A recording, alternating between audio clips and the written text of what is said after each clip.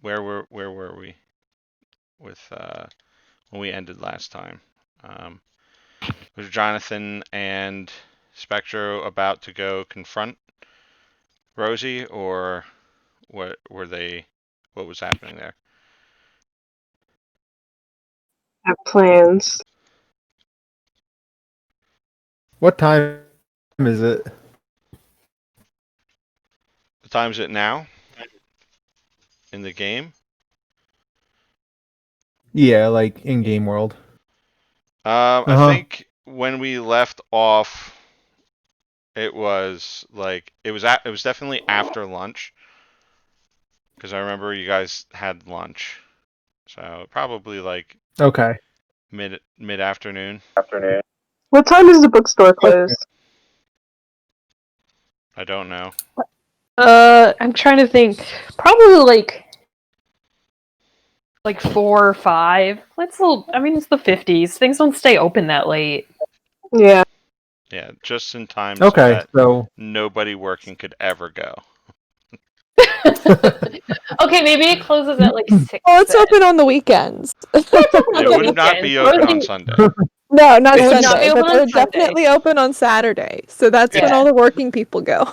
It's like that one, like when Aziraphale's bookshop is described in Good Omens. It's like he keeps the worst hours, and he like gets people to leave by being awkward. Yeah. That's something I hate about banks. Is a lot of time I have to go to the bank after work to deposit like checks and stuff from the business, and then like And they're banks always close closed at at like 5. So if Yeah.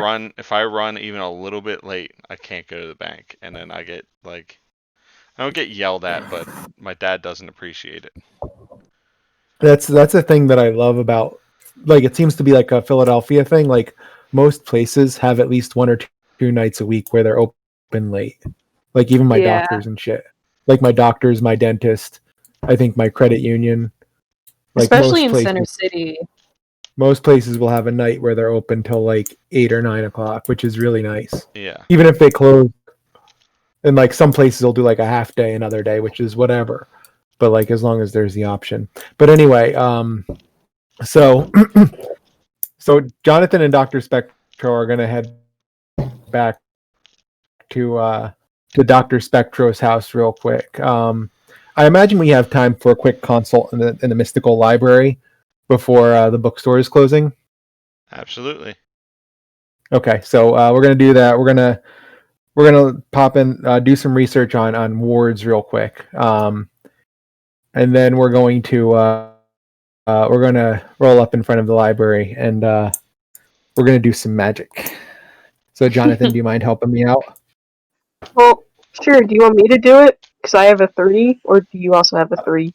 Now that I've popped by the mystical library, which I don't think I can share with you. I don't know. Fine. Can I I'll help share it you. with Jonathan? Or So- What? the mystical library effect. I don't know. It is So- cool to help out, right? So yeah, To yeah. help someone, you roll cool. That is correct.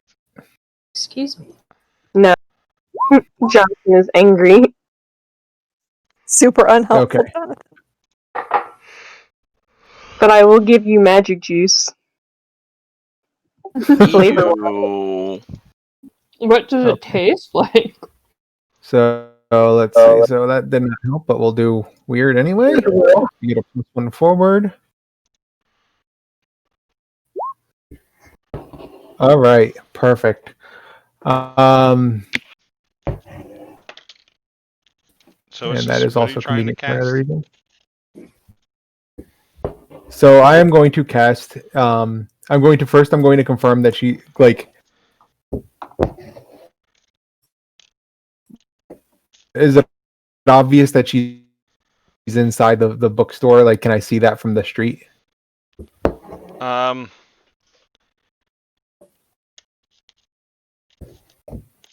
I don't know. What's the front of the bookstore look like?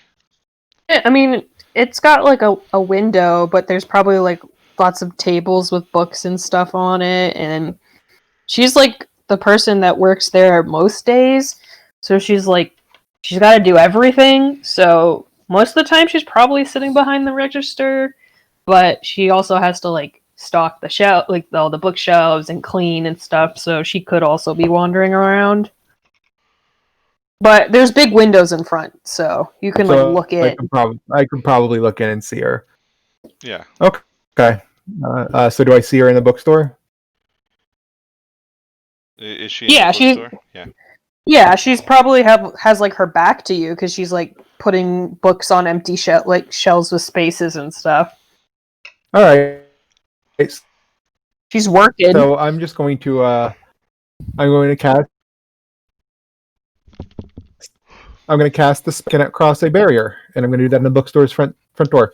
And then Jonathan and I are just going to park. Try to leave.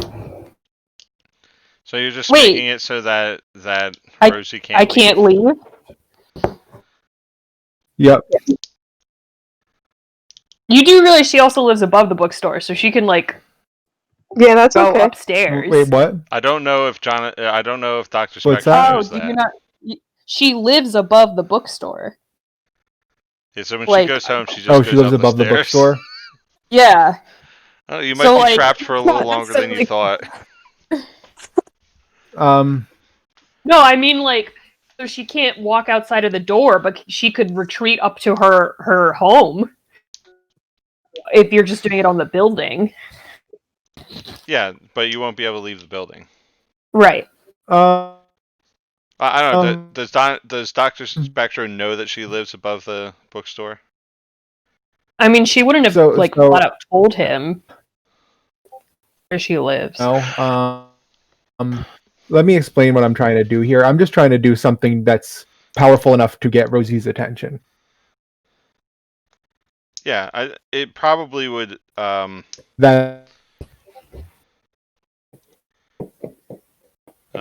So Rosie, is the bookstore warded? The bookstore itself is not warded. That's not her property per se. But her apartment above it definitely is. Okay.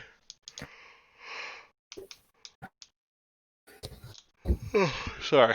So yeah, it probably would set off your ward. Like you would be aware that somebody just cast magic in this location. I think. Do you have the site? No, I do not have the site as of right now. Oh. Okay. You sound disappointed.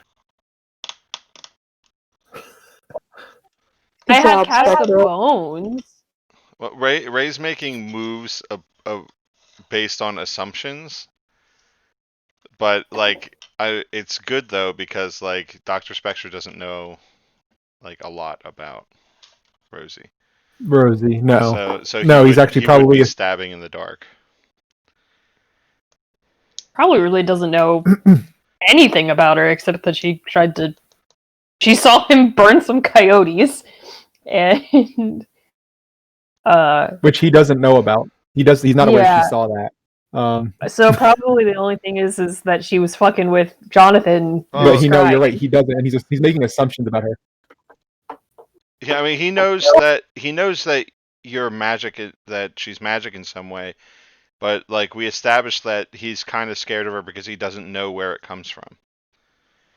Right. He doesn't know her limits, and it bothers him. If Dr. Spectro were to ward the entire building, I think that would probably send her straight upstairs because she would think someone's trying to get into her apartment. Yeah, so I think when you bar somebody's entry, let me take a look at this spell.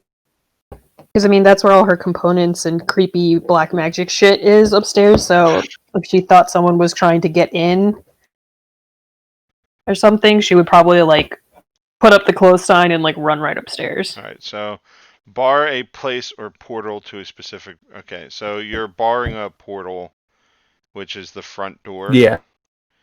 So yeah, Yeah. that probably doesn't set off any alarms then. Yeah, she would have no idea. So what are you doing after you do that? Well, we were just gonna wait until she tried to leave. Anyway, that was the plan, Okay. and then just confront her when she. All right. So There's out the window. we'll just say unless you guys are doing anything else, unless you think Rosie's going to do anything else, we'll say that around quitting time. What are you doing at quitting time, Rosie? She probably walks right out the front door to get like the sandwich board from outside and brings it back in. All right. Well, when you go to walk through the front door, you can't walk through the front door. What does the barring of the portal look like? So it's not even that you cannot walk through the door.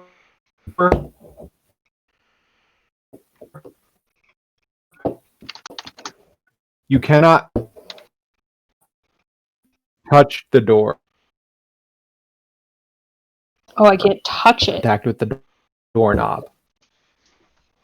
Could you say that again? No.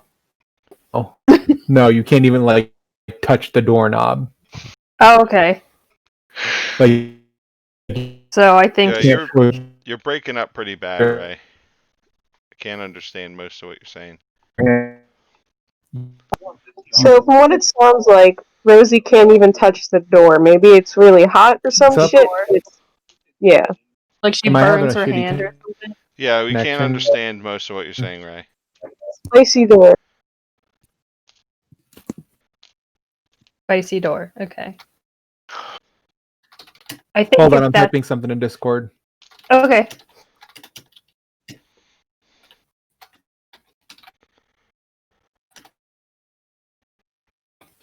Spicy door. Spicy door. I don't know Spicy that door. it doesn't sound like he's trying to make the door spicy, but I mean, it could be hot. Like it could like burn her hand or something. Okay. Okay. So she tries to walk through the door and just like hits this invisible force field. It looks like.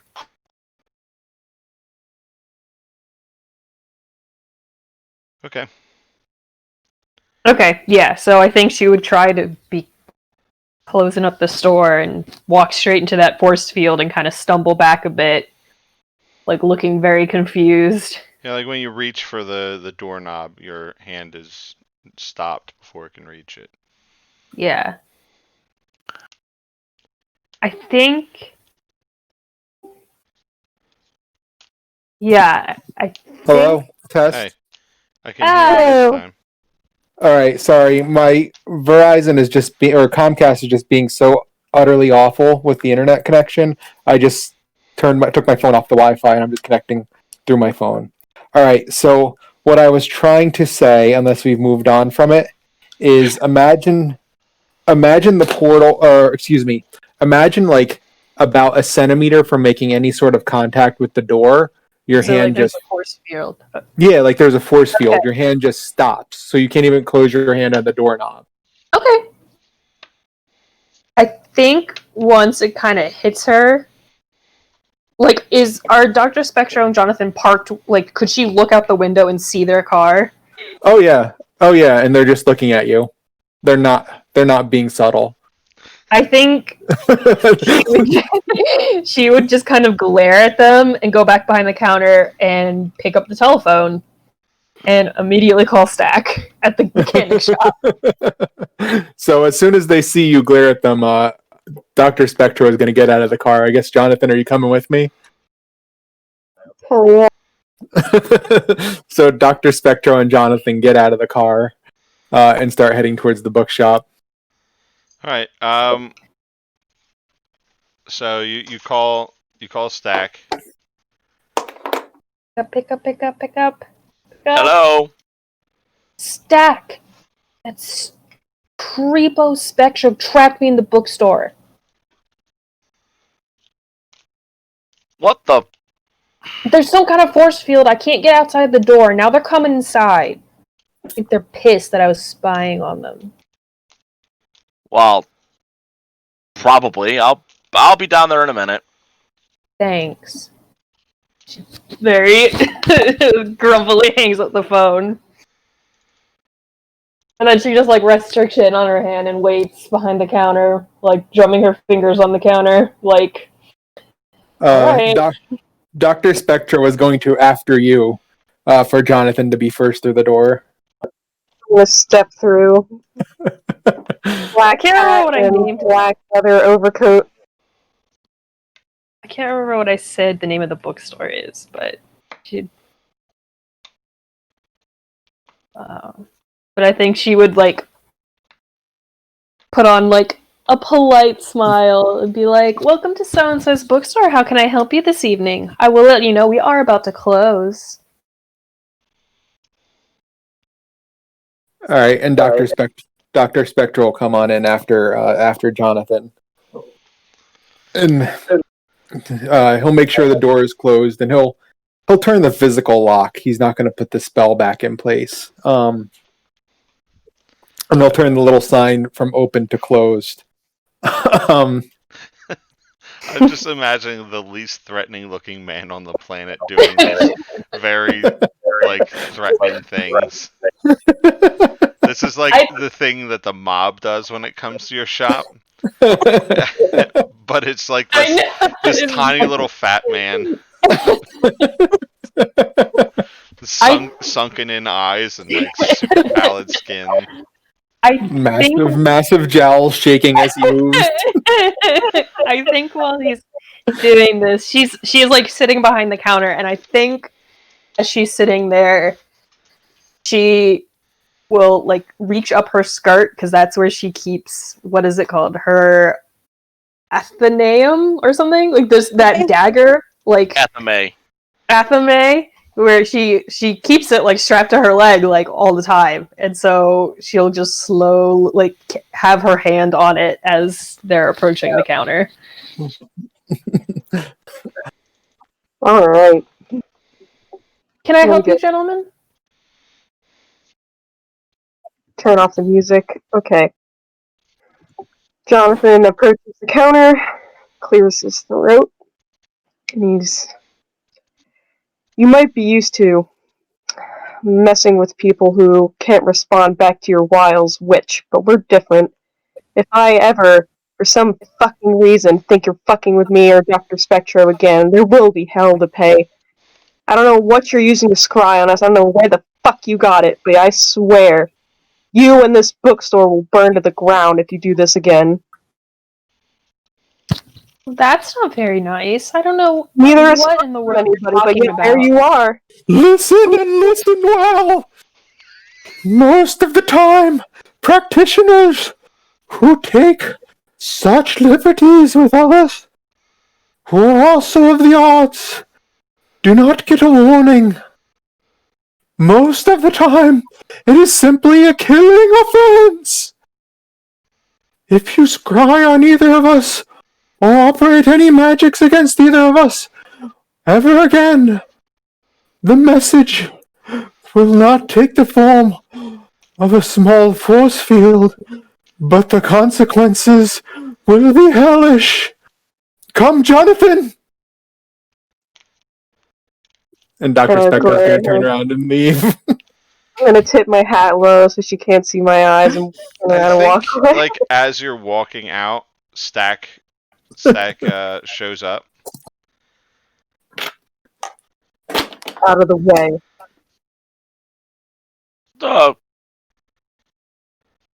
What? I'm gonna get in the car. What the fuck ever? Get out. Move.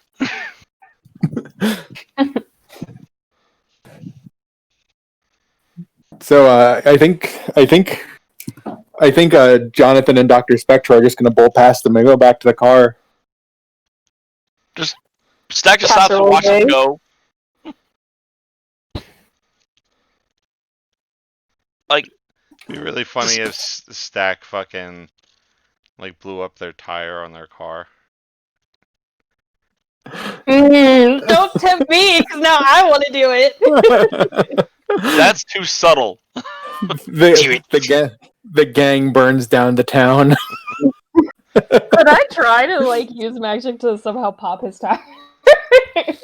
I mean, not how gonna much? do it for the How much do you want a wizard fight? Because that's exactly what's going to happen. Like, No. I mean, and you could decide if your character is going to take his warnings seriously or not. But I will tell you from a roleplay perspective, Dr. Spectro meant every single word he said. If Rosie comes at him again, he is going to war, and he is going to war to the knife. He is not gonna. He's just gonna. That's it. I know, but you're also like playing directly into the thing, like Rosie's temptation, which is power, and like you're trying to take this power she felt like she had away from her, which makes her mad. I'm not saying don't do it. I'm just telling you what's gonna happen. I know. It's not a threat. It's just like Carly is conflicted. I think did he take the ward down? yeah, the word's been down since Jonathan entered. I think as soon as she sees Stack, she would come outside of the store and like stand next to him. What's up with those two? They fucking threatened me. Stack just kind of narrows his eyes as he looks across the street.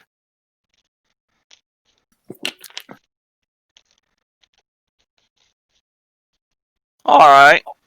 Said if I mess with them again, that I don't know, do something horrible. Sounded almost like a death threat.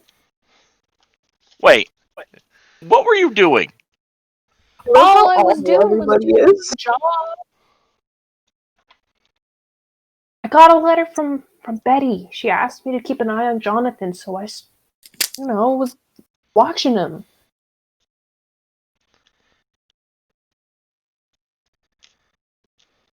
Okay.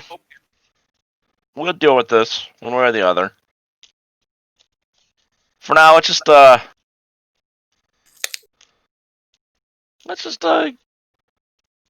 get you calmed down. You got a smoke? Yeah. Stack pulls Can I out. have one? Doesn't even think about it. Just pulls one out. There you go. She takes it and takes a long draw on it. Spectra's gonna learn that he's not the only powerful one in this town. Well, He ain't fucking with me. I can't believe I'm saying this.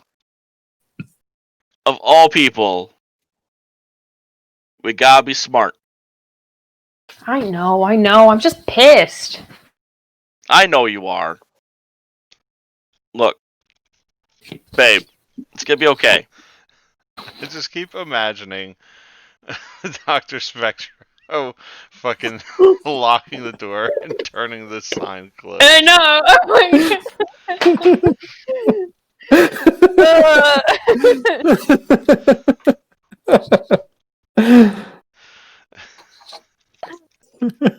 He's almost like like the scene in Cinderella where the stepmom locks the door and then puts the key in her pocket, except it's fucking Paul Bearer. I think she takes like another long draw on the cigarette. Well, at least I should give whatever I should at least give whatever I got so far to Betty. Yes. Something Do up with that. Jonathan. But you need to tell Betty about what happened. Oh, I'm gonna tell Betty. I don't think she's a fan of Spectros either. Alright, what is Dr. Watney doing after work? Poor Dr. What was that, Sarah? Poor Dr. Watney. He's just a dude. He's a dude who turns into a monster. So. Yeah. Well, he turns monstrous by society standards. He becomes a prickly asshole. Anyway, so after work, I think Dr. Watney would have gone to the bar after getting the news that he's going to be working for someone who's fucking awful. All right, Betty. I think so. The limousine ride, basically, you drove around for a few hours and you got back very late. How did Betty give? I forget. How did Betty give Rosie the mission? Was it a letter? Yeah, There's a shadowy dude in a hat pulled down over his eyes who just dropped a note at the bookstore. Okay, so it's probably one of your guys. Yeah. What do you think Betty's been doing since early this morning? Do you think she sent that letter and then started catching up on her sleep, or did she just what's she been doing? Kind of a twofold thing to maybe give Rosie a bit of a test to see how she handles that kind of assignment, and also to see if she can find out anything that perhaps Betty and the organization wouldn't already know. So yeah, she would have sent that message, and then she would have gotten a little bit of rest, and then kind of gotten up and gotten things squared away for the afternoon, and ready for the evening at the bar. Probably going through her old reports to see if there's any information she might have forgotten about. Anything that needs to be forwarded on to Christopher Lee. I mean, so far it looks like everything she's given him is on point, but she's going to check her paperwork anyway, so she's probably in her office. So you've been working. So Yeah. okay.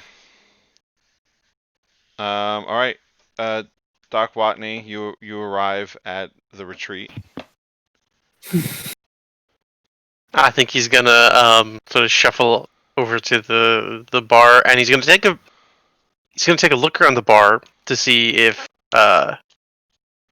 what's his name, Prince Vice is there. Are you hoping for him to be there? He's hoping for him not to be there. Yeah. So then he's probably He's there. not. He's probably not there right now. Okay. He's gonna go up to the bar, and he's going to say to the bartender, "Give me a shot of your middlest priced liquor."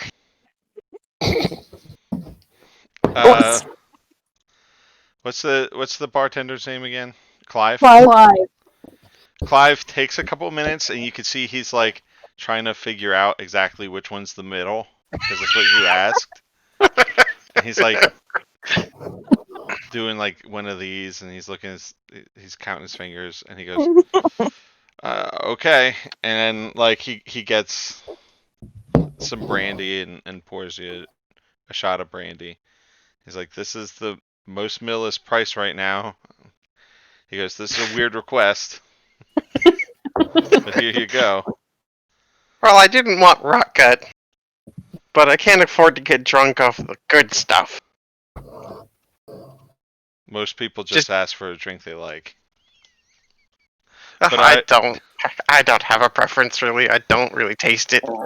Just keep it coming. Sure thing. And start drinking.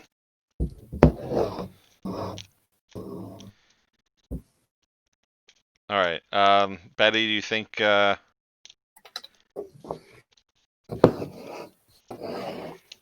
you might be done doing your paperwork right now? Yeah. All right. Well, you could see that Dr. Watney's at the bar. He looks like he's had a rough day.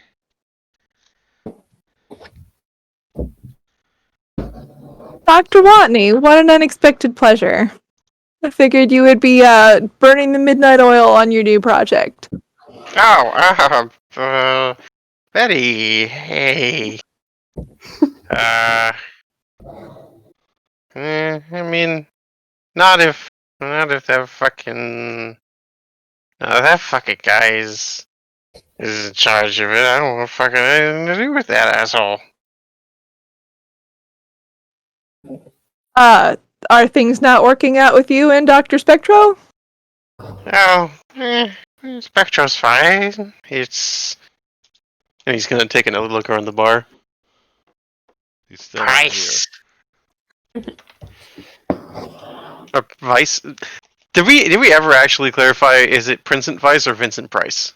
It's Vincent Vice. it's whatever happens. Vincent Price. Whatever comes out of your mouth, we understand. Okay. It's Vice. He's my new boss. Dr. Hence- Vice has been put in charge of your project? He's been put in charge of me. Ah, he's your direct supervisor now. That's, you have my sympathies. I'm gonna need more than your sympathies. Well, I can offer sympathies and I can offer you, some better brandy. How's that? Well, it's all the same to me, really. Except for Rocket, doesn't agree with me. The only person who drinks the rot gut around here is old Joe.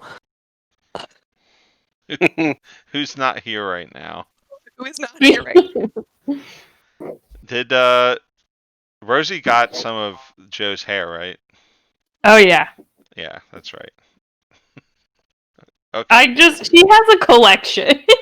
I know she does, but I'm just I think I remember you like putting an arm on him and grabbing a hair or something. Yeah, she like put like an arm on his arm. Like she put her hand on his arm and like plucked a hair off his jacket. And I can have it until I fail a roll using it against that person.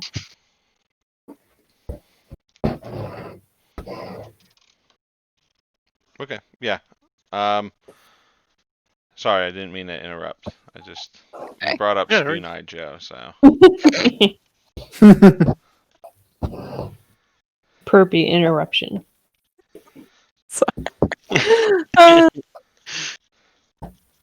Yeah. I mean, I can't really say anything against him. Because he's my boss. Just gotta deal with it, I guess. Head down. Get it going. You know how it is. Yes, sometimes we don't get to choose. We don't get to choose the mode in which we do our work. We just have to do it.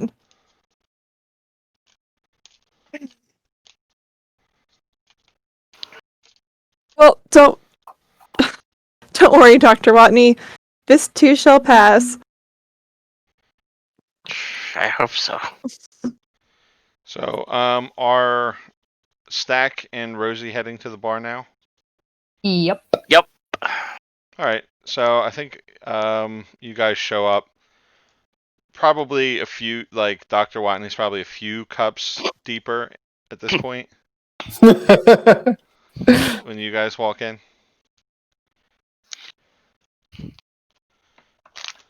Alright. Is Betty hanging out down in the bar? Yeah, Betty's at the bar with Dr. Watney right now. Hey, Betty. Arthur, good to see you. Miss Rosie, Hi, Betty. Hey! care to join us? We're drowning Dr. Watney's sorrows. Oh no. What happened?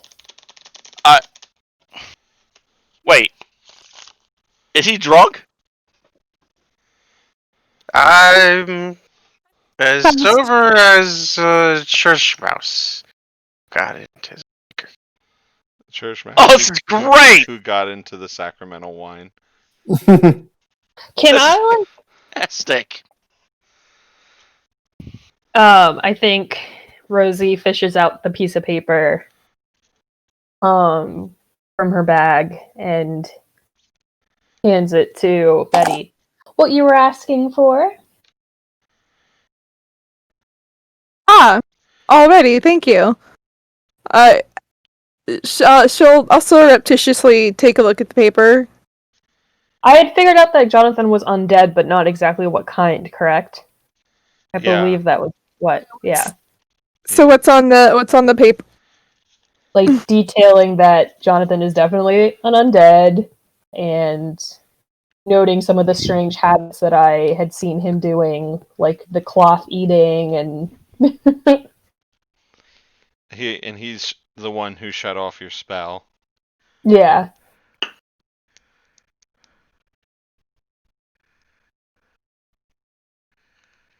Is there Thank you, anything Rosie. Well, about the information that you Oh yeah, at the gathered? bottom. Yeah, there's some bits jotted by about the conversation that I had listened in on.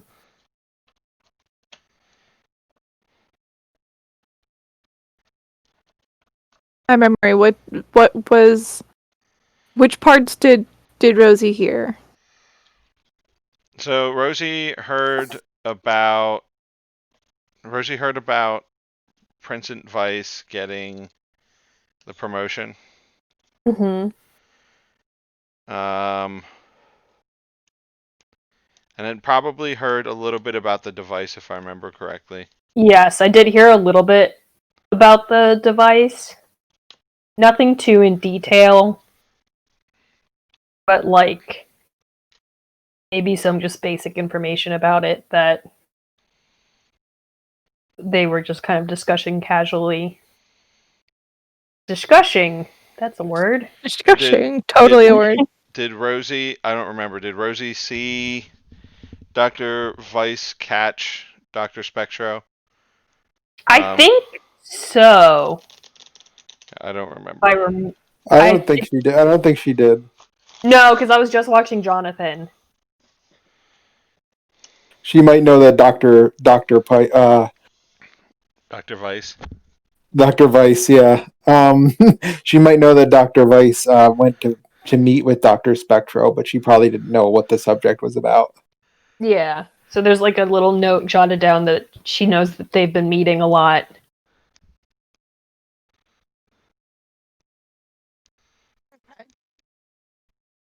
But I think the majority is like as much based on what she found out about Jonathan, like as much like of her own research she could gather about what he possibly could be.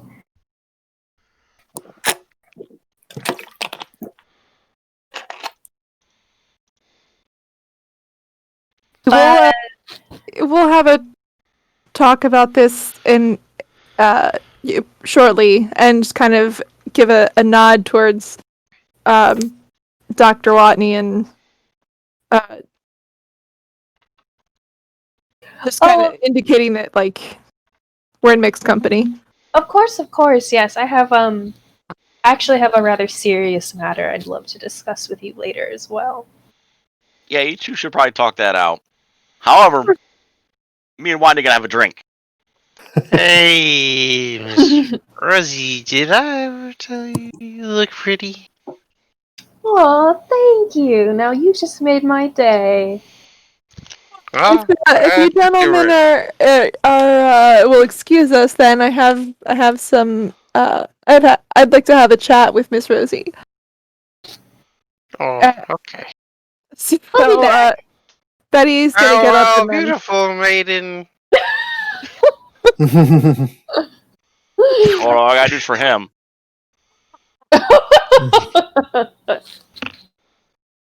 So Silk, just to clarify,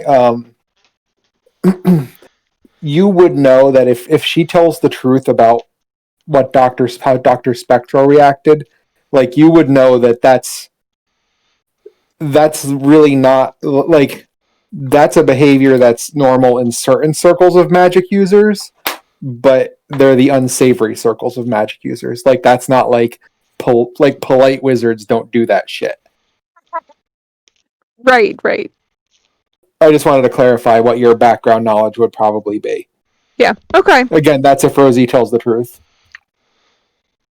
So Betty leads the way to just to the downstairs office. It's just what you would expect for a bar's office. There's a desk, a couple chairs, shelves with the books on them and things like that, supplies and such like.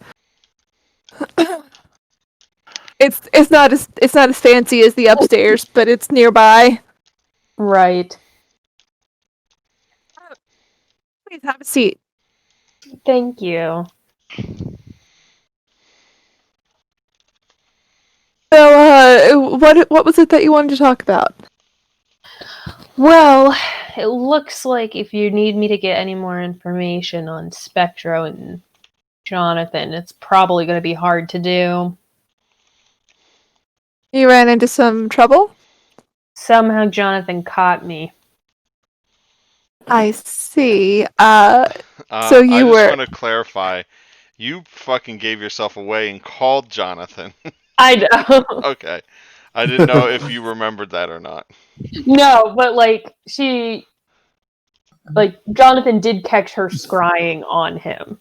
Yeah, they caught you, but they didn't know it was you until you called them. Yeah.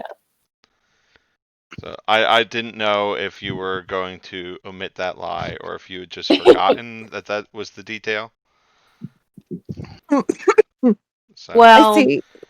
they're not too keen on me watching them anymore. People tend not to like being watched. I had been hoping that that this would be a bit circumspect. I'm sorry I didn't give you more information in my instructions. That's perfectly fine. I think the biggest issue is they showed up to the bookstore and basically threatened me. I see. Describe how they discovered you, and then the encounter at the bookstore. Well, sorry, I'm also trying to remember exactly. Their office was warded, and the ward gave you away. They had some kind of spell in their office, and I guess it's to keep people from watching them, and it gave me away. I see. Okay, and that'd be pretty sophisticated warding if they knew it was you. What happened at the bookstore?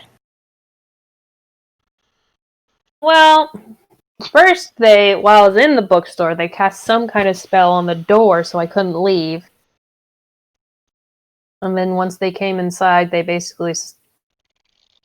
Would you say that was basically like... They didn't basically threaten you. They outright threatened you. They said they would burn you and the bookstore down. Yeah. They said that if they caught me snooping around their stuff again, they'd burn me and the bookstore. Which I think is rude, honestly, for the bookstore. I don't own the store. I just work there. Take it up with the Stevens, they can.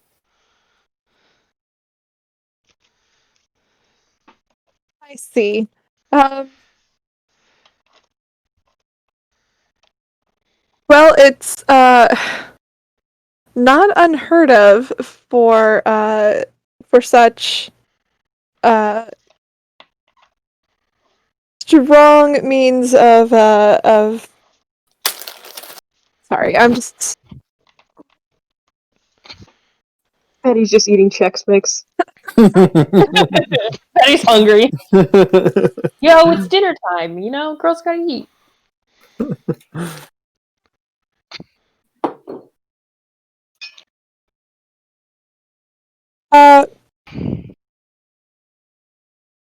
It wouldn't be unheard of for that kind of reaction to another magic user's, let's say, interference in their affairs. Why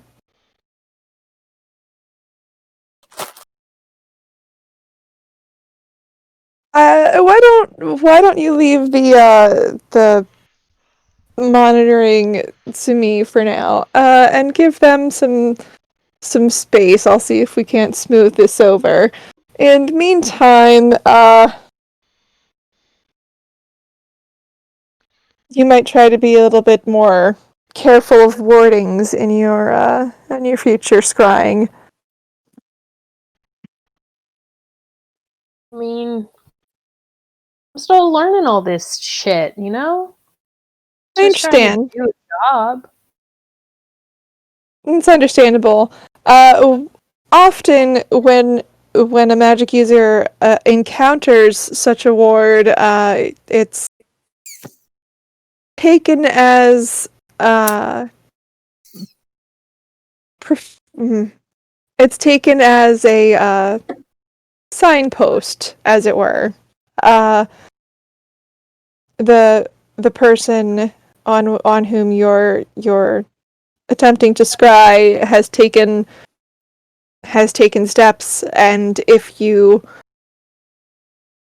attempt to circumvent that, it's a very direct challenge rather than a secretive one at that point.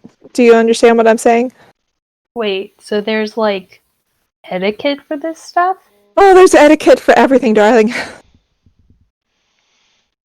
Well, you would think that old spellbook I found would have listed that out. Fortunately, different circles and cultures of magic users tend to have their own rules, and often in the world of magic, might makes right.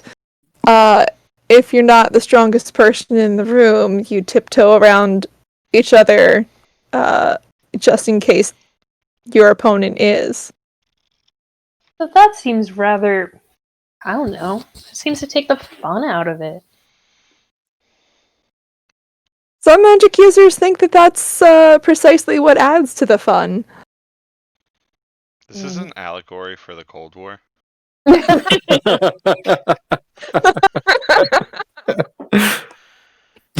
don't know. I don't take too kindly to people making threats. No, I can't imagine that you would. I'm not going to tell you that you shouldn't worry about Dr. Spectro, and especially not Jonathan. Although Ugh, he called me a witch.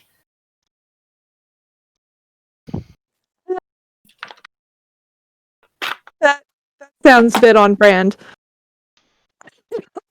Pardon me. I mean, yeah, it is, but it sounded like such of an insult coming from him.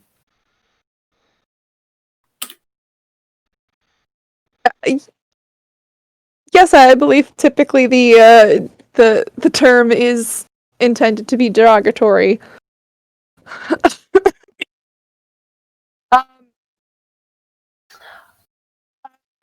I won't tell you not to worry about them, but I will say that if you don't cross them, they won't be taking any further action. Fine, I'll leave him alone for now.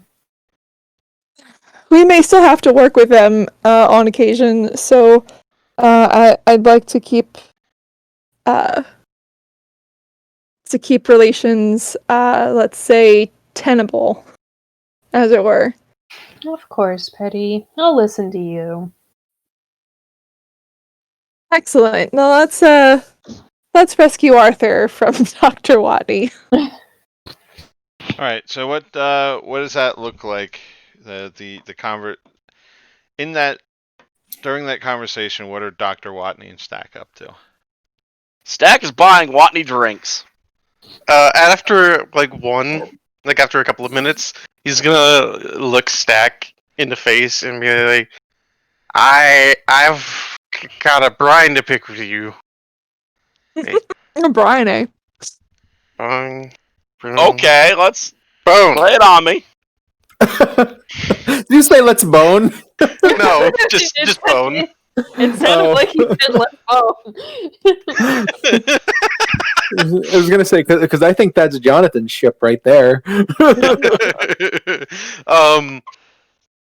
You can't just go around saying that we're working, like me and Spectro and Jonathan, I guess, are working for the organization we're working for. I got chewed out about that today. It's not nice. Look, would you rather those people walk in on you?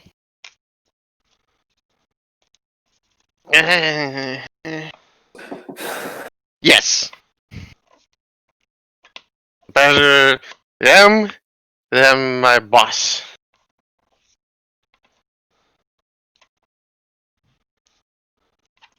So you'd rather have those two people walk in and see what was inside the museum? And see some aliens try to steal a Billy the Kid statue. Really, Watney? Easier to clear up. Yes, by putting a pair of bodies into the desert somewhere. And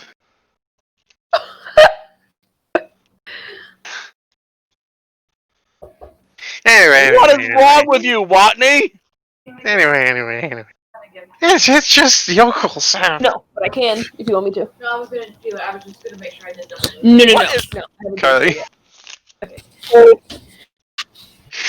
What is just... No! I'd rather you get your... I'm actually going to poke Watney in the chest a couple of times. I'd rather you get your ass chewed out than to have two people die unnecessarily. I think he's gonna like clumsily flump his arm on your shoulder and be like, "You were almost one of them."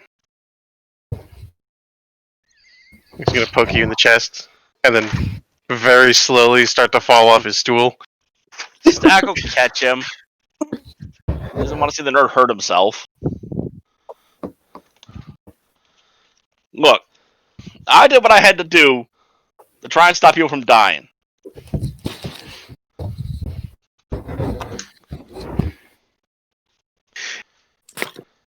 You know what I've never done?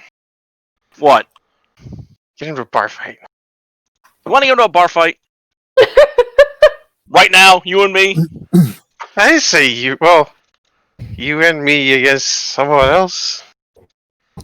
Oh, no. If we're Like, gonna... right now, just for convenience sake, like Joe walks in the door. I was gonna say, is it Joe? Is it Joe or is it Jonathan? It's Joe, and like Joe hangs his like jacket up and sidles up to the bar. Oh no! If anybody's brawl, if anyone's having a street fight right now, it's gonna be you and me. For what? Why? Because you just said I almost ended up dead. Well, yeah, you stumbled on private testing area. There are signs and chain link fences. He's talking about when Jonathan got shot with a laser beam. Right. Yeah, and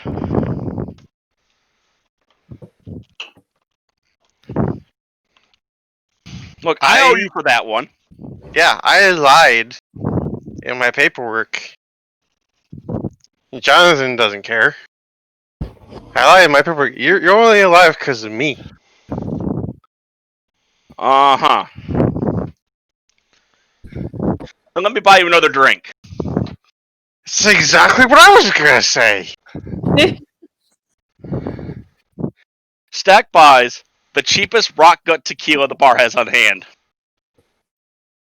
Clive, He's so far gone, he doesn't fucking Clive just- register it. Clive just like looks at you and nods. He's like, and he like turns his back to pour it so that Doc Watney can't see what he's doing. And then Oh yeah. he turns around and he hands a shot to Dr. Watney. What is it? Kampai!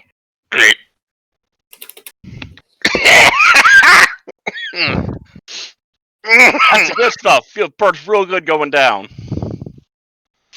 Tastes like Roman water. Ah! They put hair on your chest. Stack will slap him on the back.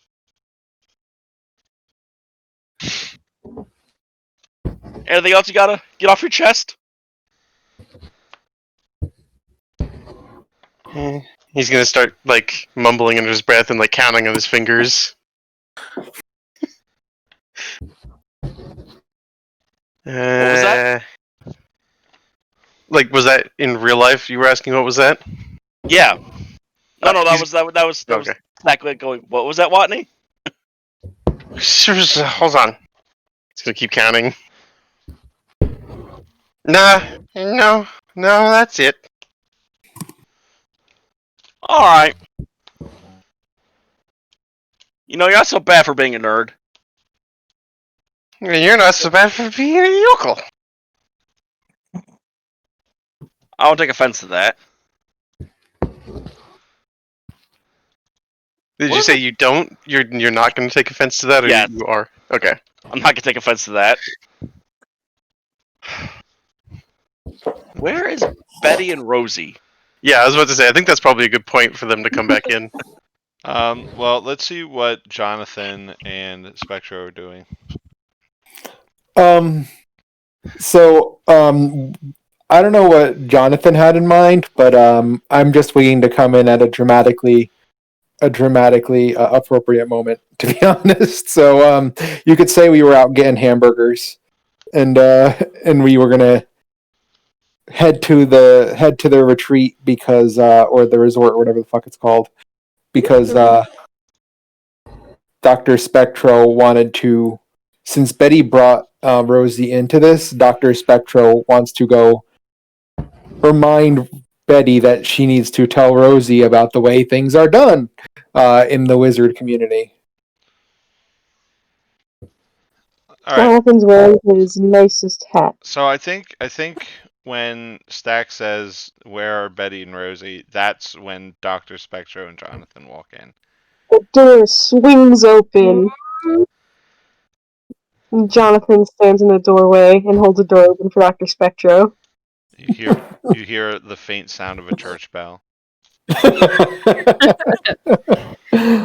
Stack squints the pair of them as they walk in. There's a lightning Dr. strike. Watney is oblivious. That sounds right. Dr. Spectro kind of gives Dr. Watney a look that's not particularly readable, but you know, it has elements of disappointment in it. I think. Are you within a few feet of me? Like, are you like close? I don't know how Just open shit-faced door. are you.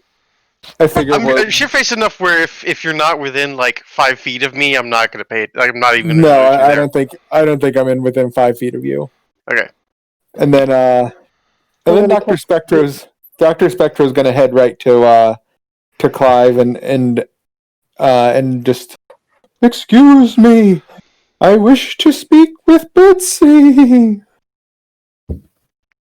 Miss Manfield will be back soon. She's having a private conversation. Then a Tom Collins and your finest lager. He says, you got it. And he turns around and starts making the Tom Collins. Honk. I feel like Clive is going to be the real MVP of this story. Clive is my favorite. Having to listen to all our bullshit. So now I imagine at this point Dr. Spectro is close enough that if Watney wants to notice him, he will notice him. I'm noticeable. Ace, I used to be a boss person. Doctor. Good evening, Dr. Watney. Doctor. He's gonna nod at you sloppily. Hello, Watney. Jonathan. Jonathan, yep, that's right. You seem to be having a time. Well, you know what it says. Takes a city. No, village. Takes a village.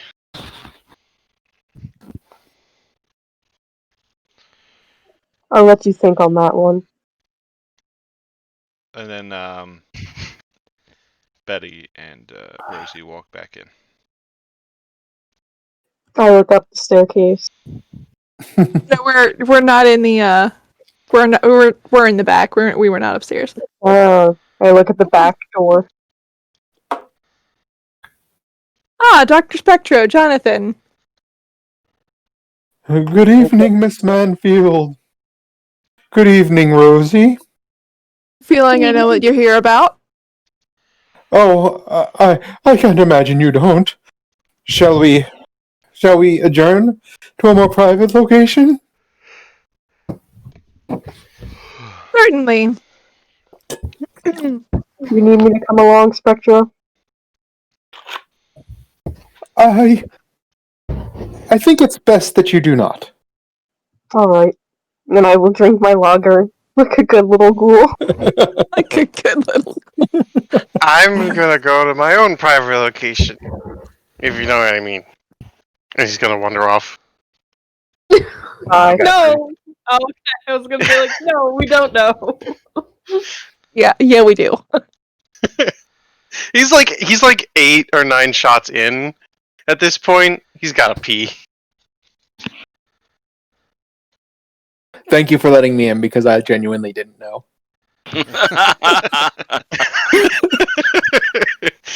Love you, Ray. Or more accurately, my mind went a whole bunch of dark places. I'm like, is he gonna drunk drive? And then I was like, he probably no. will. It's the 50s. He probably was gonna say it is the Yeah. it is the 50s. Then I'm like, wait, is Dr. Watney gonna like find a place to masturbate? What the Oh god. Oh, you're a mess. He's got to hit the head. Alright.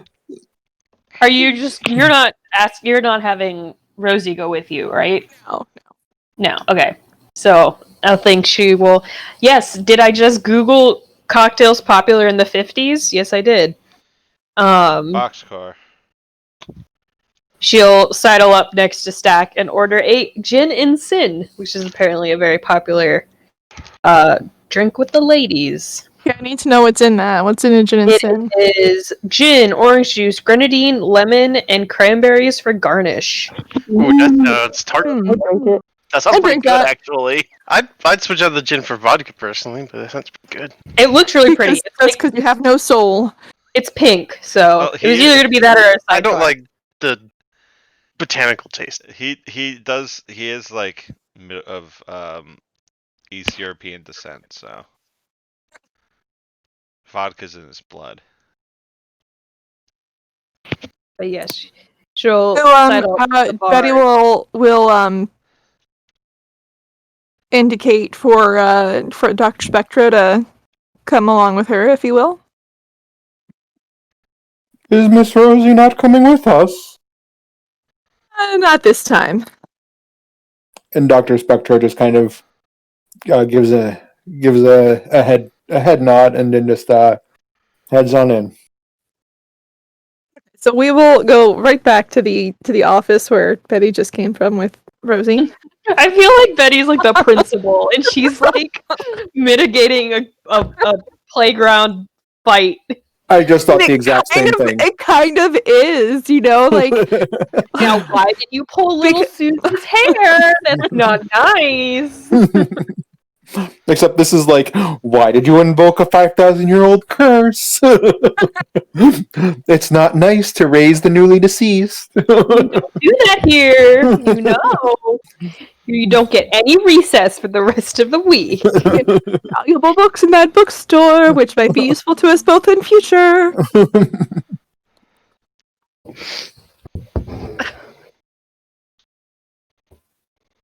Okay, so Dr. Spectro is just going to wait. Okay, so after the doors close, Betty will have a seat and indicate any of the open chairs. Dr. Spectro will sit. I hear there's been a bit of a schoolyard scuffle in the magic community. Yes. No, it was more sending a message. No harm was done to either party.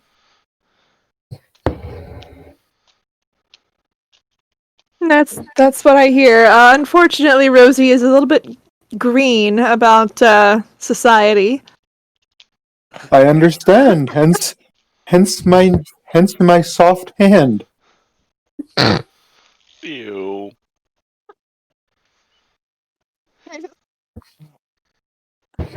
I'm just like trying to decide whether I want to question in what world threatening to burn down the bookstore is a soft. Or not only burn down the bookstore, but also Rosie inside of said bookstore.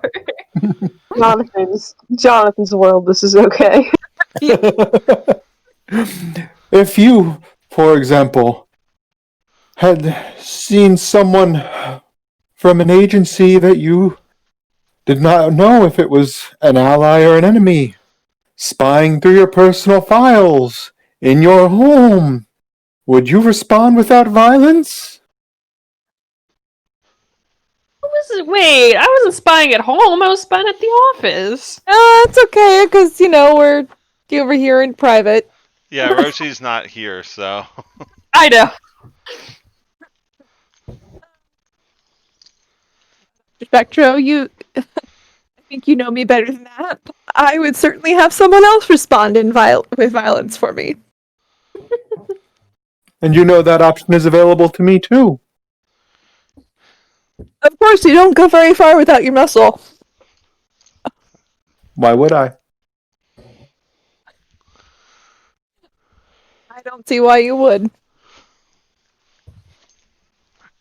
I bear no hostility to the girl.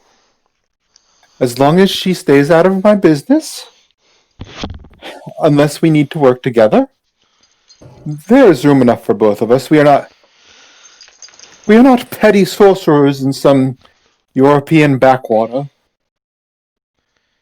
We can coexist. Gods be praised for that. But she needs to understand the way things are done. As I said, my response was restrained. There are others in our community, and you know this as well as I do, that would not be so. Yes, and speaking of those others, how did Dr. Weiss come to be in charge of the young Dr. Watney? Dr. Weiss is very skilled in the ways of office politics. When we generated that report for him, he must have claimed credit that was not due to him. I see. I of course sent in a clean copy, but as you know, the first story is often the most easily accepted. He scooped you. He scooped me. Well, I guess we'll have to work with that. Do you have anything to share on the exchange that went down? We have a device that is far beyond anything of this earth. Are you familiar with the visitors? Not any more than the exposure from the museum, no. Their technology is well in advance of what we can do. Dr. Watney is well into the process of reverse engineering it, but I do not claim to have much personal understanding of how it works. Are you going to remain on the project, or has Vice cut you out? Oh, I have made sure Jonathon and myself are essential to the project. It cannot proceed without us. as it Excellent. proceeds without you. Well, we're the only ones who know how to communicate with the aliens. We're the only ones who can actually talk to them. So far, no one else has managed it. Except that Dr. Weiss has a cell phone. No, Dr. Watney has the cell phone right now. Dr. Watney has it in his pocket. Yes, Okay. it is currently in his pocket. Oh God. Yeah, that's not better. No, it's not. And I love it. Well, you know what? This is what Dr. Spectro thinks anyway. So even if this is not actually right, this is what Dr. Spectro is convinced of in his comic book villain manner. Excellent. And these visitors, you believe their intent is to continue this relationship of a shared discourse? I cannot say. Honestly, if they make a solid effort of conquest, we would not be able to stop them. I'd steal Billy the Kid. Not even through arcane means.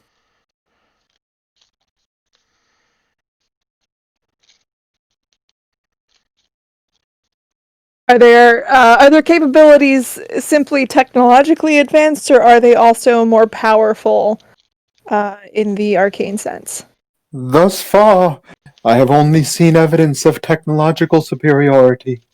I suppose a powerful enough ritual might be effective, but I imagine the consequences of such a ritual would be utterly devastating.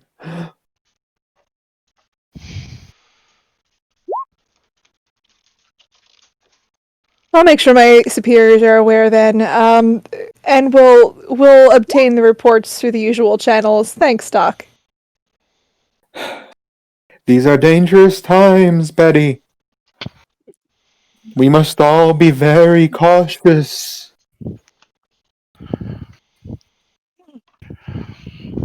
If it's all right with you, then I'd like to continue to work together on this front. Seeing as it's no longer simply a matter of national security, but perhaps the fate of the human race. Of course. Oh, do not trust your phone lines. Dr. Weiss is clever in many fields.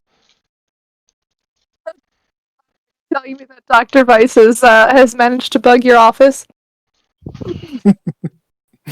Dr. Spectro just winks. I'll have my people keep an eye out. Thanks for the heads up. Why don't we go rescue Dr. Watney? Of course. So I think you guys walked away. Dr. Watney went to the bathroom, and then Vincent Weiss walks in the door. Oh no. And yes. he sees the group of you sitting over there, and he comes and sits down. And he says, "Miss Rosie, Arthur, Jonathan, good evening." Good evening. What can we do for you? Well, I went back into the lab, and I was hoping to take a look at a project that we had, but looks like Dr. Watney may have taken it home.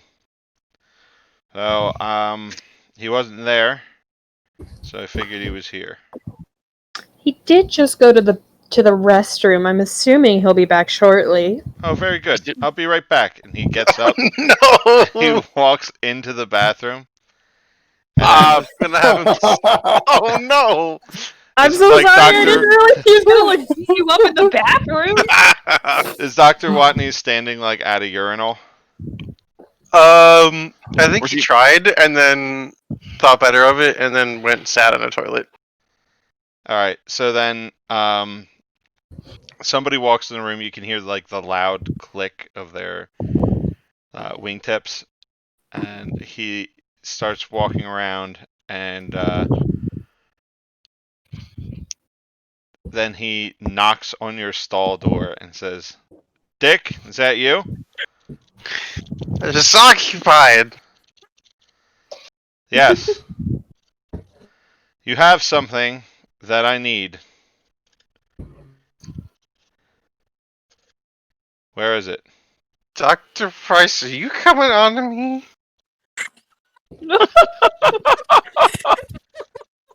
I don't have time to deal with your nonsense right now.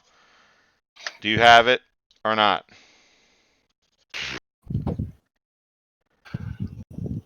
What? The device. Dr. Watney, the device. I was hoping to take a look at it. Well, all my notes on it were still back at the office. Yep. But the device wasn't back at the office. Okay, I'm gonna try to charm him. Try to lie to him. What's the, manipulate someone or whatever? Yep. Manipulate someone, there we go. Alright. So, let's roll. 6. Oh! I don't have it!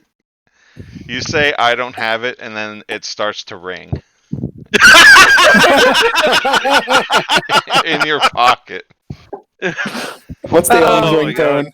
What's the alien's ringtone? I Is don't it the X-Files theme? Is it need- the X-Files theme? Please it be can be, like- sure. Do do do do do do. Be like a Spice Girl song. It's not from the Spice Girls didn't exist in the 1950s. It's intergalactic from the Beastie Boys. It's that one song that the Backstreet Boys music video takes place in outer space. I think he's gonna go and, like, Probably just a grab shrill ring. And he says, "Oh, you don't have it, do you?"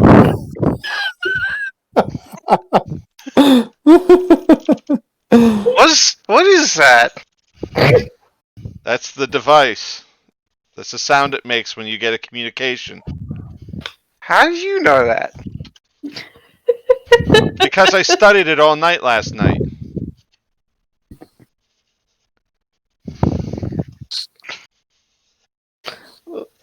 Don't just sit there, Dick. Answer the fucking thing.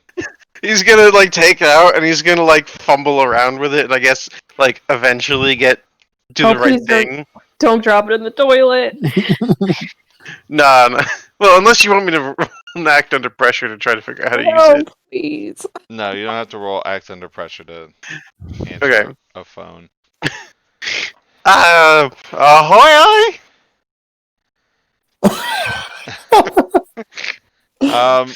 You hear, it's like Morse code. Oh, fuck. Okay. Does Dr. Watney have a working knowledge of Morse code? I think he would. I think it's the time period where that would still All be right, useful so now information. I think being drunk and cornered in the bathroom, now I think it would be appropriate to roll act under pressure. Alright, well, he's definitely read about Morse code before. So he gets to roll sharp instead of cool. Okay, sharp. A 10!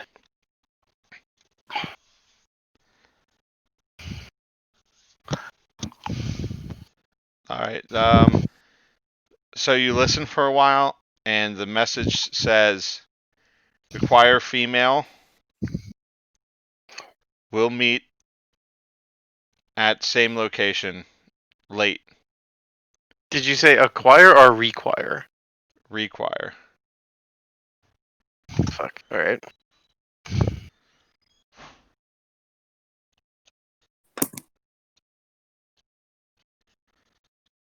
It takes you a little while because Morse Yeah. code is spelling. The message repeats though. Once it's finished, it begins to repeat.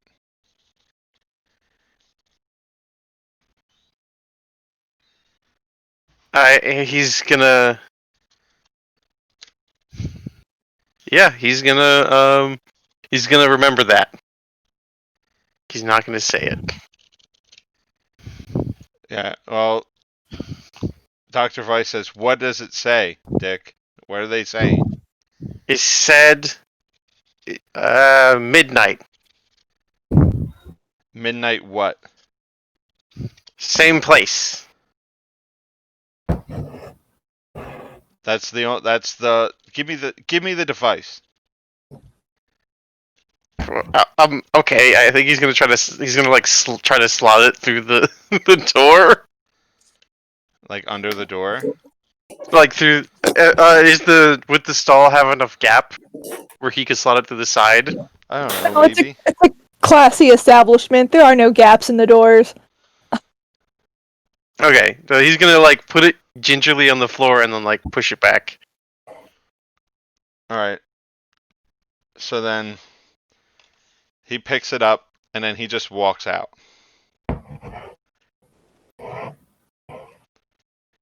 Does All right. anybody else find it extremely ironic that Dr. Watney was the one who ended up with the cell phone when he couldn't, like, be bothered to use Yes. the cell phone in the first campaign? Yes. He used the cell phone one time, didn't like Hated it so much. So It's just stressful. it brought him back. It brought back memories of this exact situation. Which is a really awful, embarrassing situation. It really is. Well, he just thinks that they still use Morse code. Yeah, that's why he doesn't use them. He's like, oh, obviously we couldn't have improved that alien technology. It still is just like a telegram. So everybody who's still out at the bar sees Dr. Weiss come out with his hand over his ear, and he like grabs a napkin and pulls a pen from his pocket and he writes something down, and then he like quickly slips something into his pocket and then takes a look at the note, the napkin, and then he crumbles the napkin up and puts that in his other pocket. And then he walks back over to the bar and he goes, "Well, I got the device. Jonathan, is Dr. Spectro here?" He's in a meeting. You want to sit and have a beer while we wait? Sure. And then he orders a sidecar from Clive. And I think at this point, Dr. Spectro and Betty are probably done their conversation. Okay. I will make polite, awkward conversation with Vincent Price. It's not often he actually acknowledges that I exist. Doctor. Oh, sorry. Go ahead. Unless you guys wanted to have a scene with Stack and Jonathan. Oh no, Stack's very obviously ignoring Jonathan. Okay. Like back to him, whole "you're not a threat" thing. Does that even register to Jonathan, or is he just ignoring? Probably not. No, he's talking to Price, the bigger threat in the room. Well, this is before Price came back in. That's why. No, I don't think Jonathan notices. If Spoon-Eyed Joe's here, or whatever his in-universe equivalent is, he's One-Eyed probably Joe. talking to One-Eyed Joe about very manly things. Okay. I don't want to have that conversation.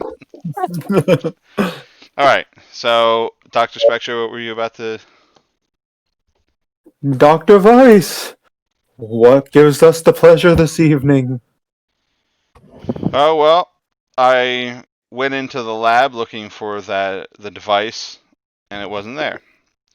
So I figured Dick might have brought it home. So I went to his home, and he wasn't home. So I figured he'd come here, and he was here. And did he have the device? Yeah. Yep. He tried to tell me he didn't, but he did. Dr. Spectro is going to put his head in his forehead in his hand and shake his head. Yeah, not a great start. Dr. No. Watney's been here for quite some time. He might be a little bit under the influence. Might be. Well, let's have a seat in a booth. And Of course, Dr. Weiss. He picks up his drink and he walks over to. Just you and I, or more, or No, bring the rest of everybody. the company.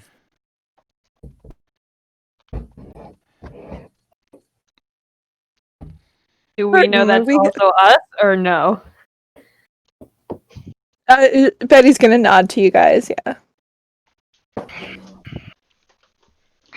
Dr. Watney is still in the bathroom and embarrassed. Oh, Jonathan, fetch the doctor.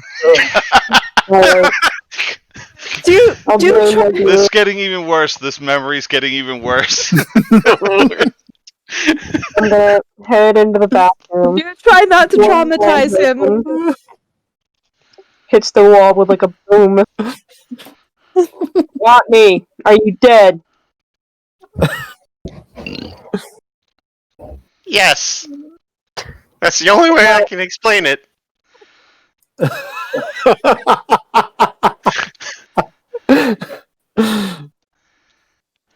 I was gonna make a welcome to the club, but then again, Jonathan wouldn't say that.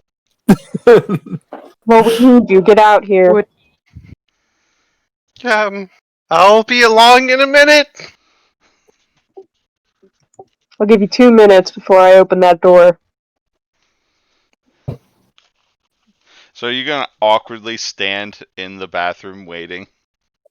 No, I'm gonna actually be a bro and get some fucking water for this poor bastard. And kind of wait outside the bathroom with this little fucking cup of water with its little black straw. Alright, yeah, Watney, you come out and Jonathan's standing there with a cup of water and he hands you a cup of water. Come on, we're over there. He gingerly sniffs it to check if it's more tequila. It's not. It's water. He's gonna clutch it with both hands, hold it up against himself as he walks. It's a good thing you weren't at the urinal because Dr. Weiss was gonna walk up and put his hand on your shoulder from behind. Oh no! Oh Jesus! Yeah, it's a good thing you weren't there. So, all right. So, you guys sit down, and Dr. Weiss says, "All right, everybody's here." So the visitors have made contact, and he looks to Dr. Spectro, and he says, "So they need another subject." I see. They want a female. I think Rosie raises an eyebrow. Dr. Spectro just solemnly nods. He says, "Same place, doesn't matter what night, they'll be watching." He nods again. And he says, "I didn't know if Betty wanted in on this or not. I know that this is, I owe Betty a few favors. So if this is something that would interest you, you're welcome to tag along." Appreciate the opportunity. Well, do you mind if I bring my young associates here? I don't care. And then he says, "I owe them anyway." And then he takes a couple of like wads of cash out of his pocket, like stacks of cash out of his pocket, and he puts the cash down in front of the stack and Rosie, and he says, "This is for your help with the first job." Well, it's just some payout for it. Thank you. Thank you. I appreciate it. Yeah, we appreciate the help. So this should be pretty easy, pretty standard stuff. So you don't all need to be there, but I figured Betty would want to hold her head above the water, as it were. And then Yes, of course. he says, Dick, you seem a little under the weather. What's wrong? I think Dr. Watney's eye twitches when when Dr. Price calls him Dick. And he's gonna say, nothing. That's good. So you are to accompany Dr. Spectro. Okay. And if whatever you receive is to come directly to the lab. Yes, Dr. Price. That and then he says to Spectro, he says, directly to the lab. I could not make hide nor tail of it, even if I kept it.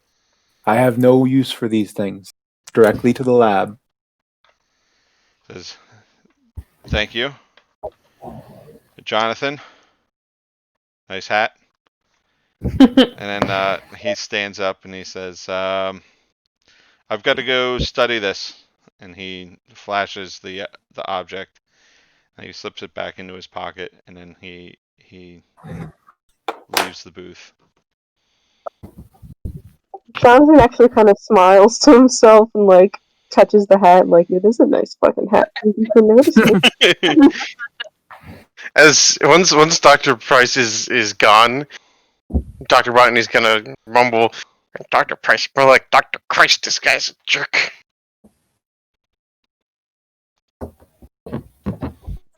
Watney, what's gotten into you? Dr. Watney, I will tell you this once. You do not play in the same league that Dr. Vice plays in. Please do not do things to attract his ire.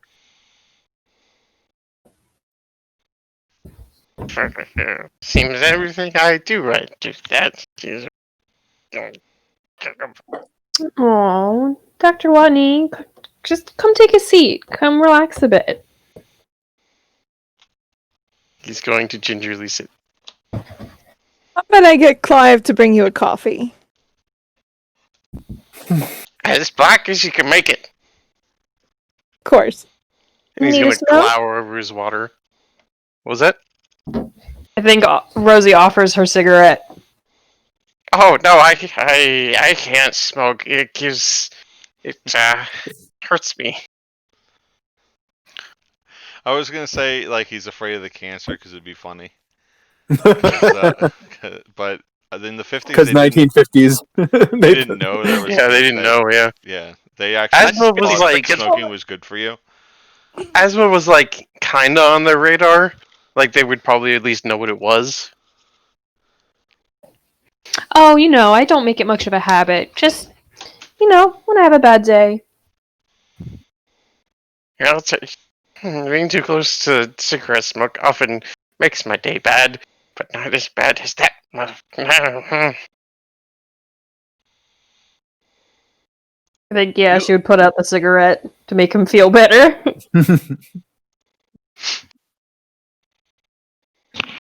You're just having a bad day all around, ain't you, Watney? Yes.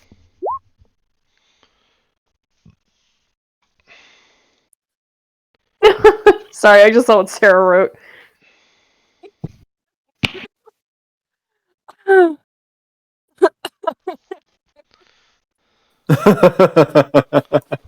I'm sorry. I don't mean to be nosy, but did he say that they require a lady? Yes. They said a female. He made sure not to say a person. He said a subject and then female. Well, y'all. A female of what? Human? A female human? We won't. So. We won't know until we speak with them directly. But it is possible. Well, where are you gonna get a. If that's what they want, where are you gonna find a willing lady?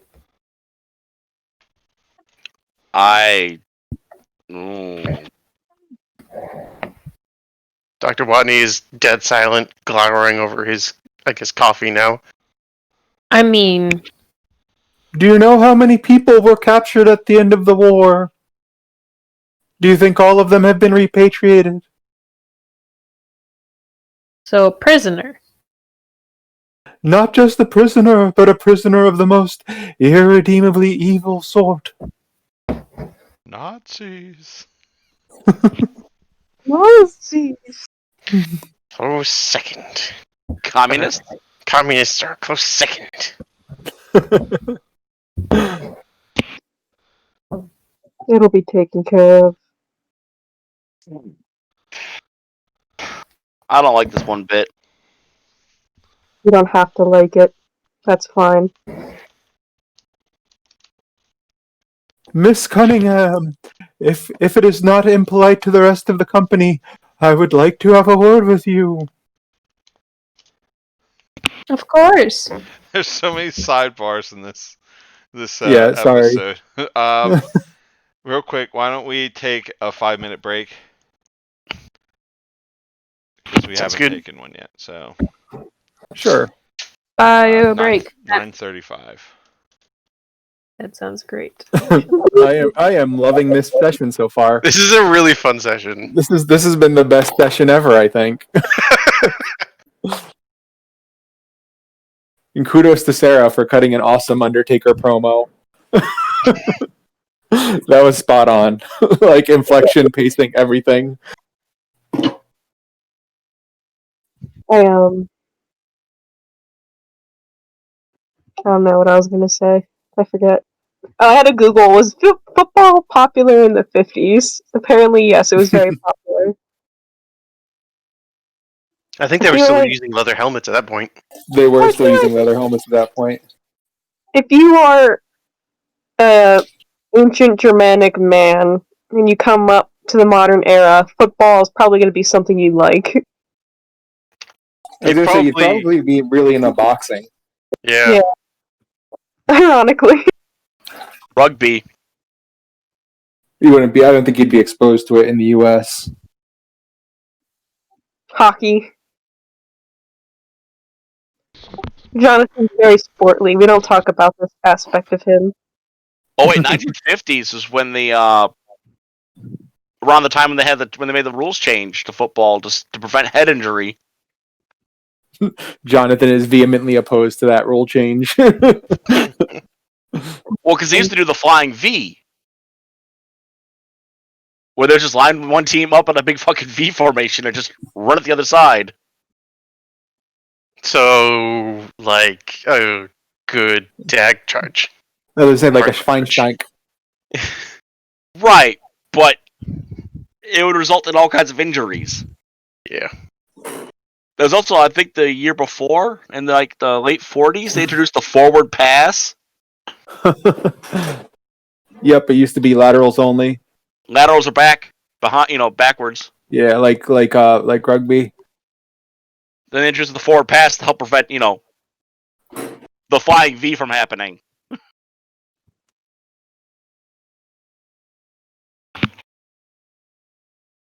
Poor Doc Watney.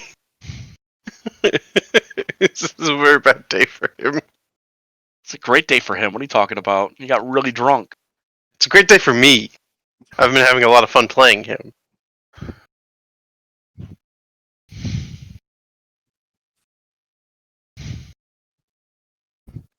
I tried to get my niece to help me make snowballs, but you basically have to roll little balls and you coat them in chocolate. This was a fucking terrible idea, I soon learned. You cannot trust 3-year-olds with this task. No. Oh no, no. no. They do not have that kind of manual dexterity. And there's also the fact that you've got food and candy, and trusting a child not to eat that. Well, what was the thing? It was just like, I think she really. Sorry, hang on, it's gonna start playing to NWA. She really wanted to help, but like she didn't understand that she couldn't have the dog lick her hand and then do it again. So I had to like slap her hand away a couple times, and I felt kind of bad. It's like, no, the dog licked your hand. You can't make these anymore. Oh, Get out. Alex, I'm sending you something.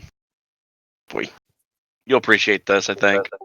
She's a good kid. She's just, 3. Yeah. A little dog spit never hurt anybody. Except for Well- other people who die from dog bites. Totally. There you go. There you go, Alex. Best minute and a half I think I've seen all day. What?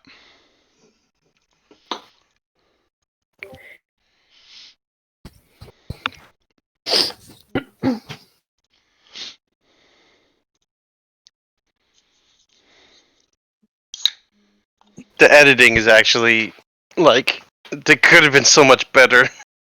But it's not terrible. Well, it's more like there's like a good like half second between like a beat, like a good beat for a hit to be on, and then it comes, and then the hit Yeah. happens. I used to do video editing. I'm a little bit weird Oh, you're a about little it. nitpickier than I am. Yeah.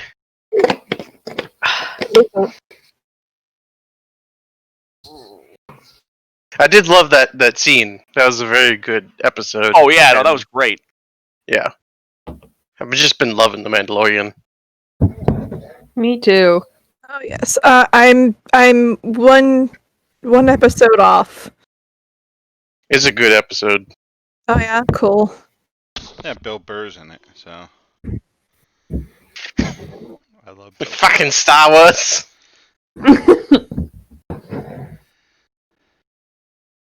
He's like, they picked him because like the character he plays is basically Bill Burr. He played himself. I feel like a lot of their guest stars are just playing themselves, but Star Wars. They should have Jack Black on there. I don't know why. Well, Cara Dune isn't nearly as shitty. That's true. They should have Jack Black be an Ewok. Giant fucking Ewok. That would be Biggest pretty Ewok ever. No, you don't need to make him giant. You don't need to be like a big doofy costume. Just motion capture him, Or Dude, I saw- just he was or do the shit they did crash to make. landed as a child. I was gonna say do the shit they do to make John Rhys Davies look fucking small, like all those trick shots. Yeah. Dude, so I saw something on the internet that really made me laugh because it's like everyone in the Mandalorian is like in their 30s and 40s or older, Yeah, and so it's just a bunch of older people like putting around the galaxy trying to like rescue a baby It's Yeah. the and not give a fuck. it's the oldest Star Wars ever. yeah, pretty Right. much. There's no kids in this Star Wars. There's like nobody below like 35 or 35 on the show. There's Most the- of them.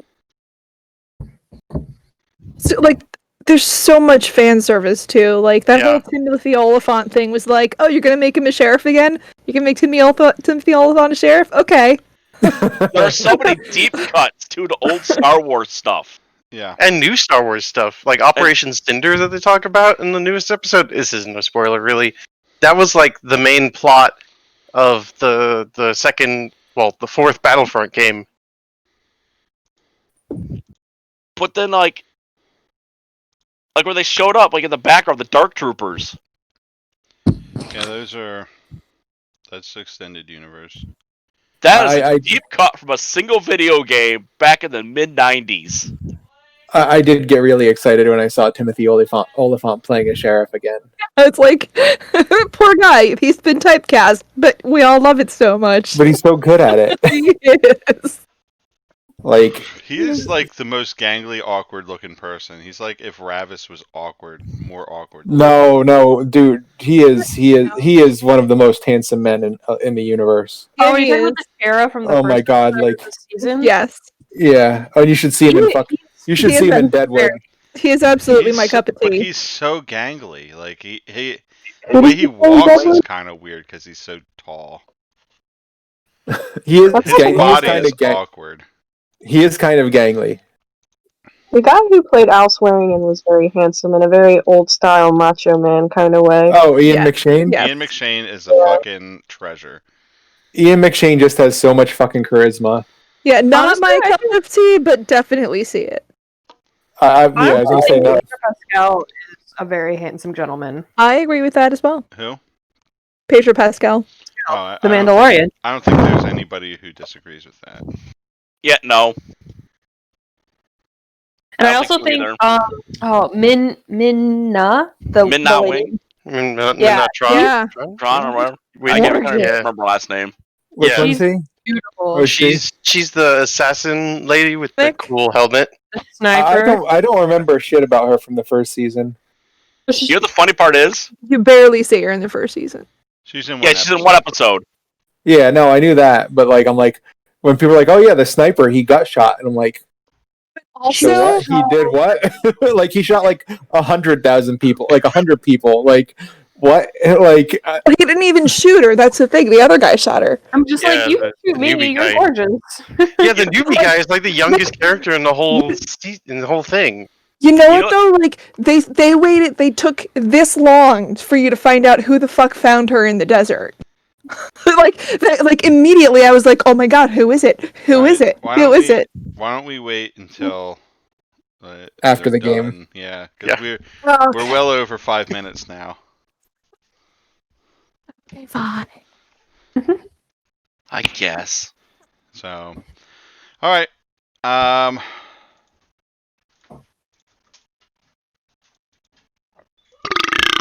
Excuse me. All right, where were we? We were at a table talking we about.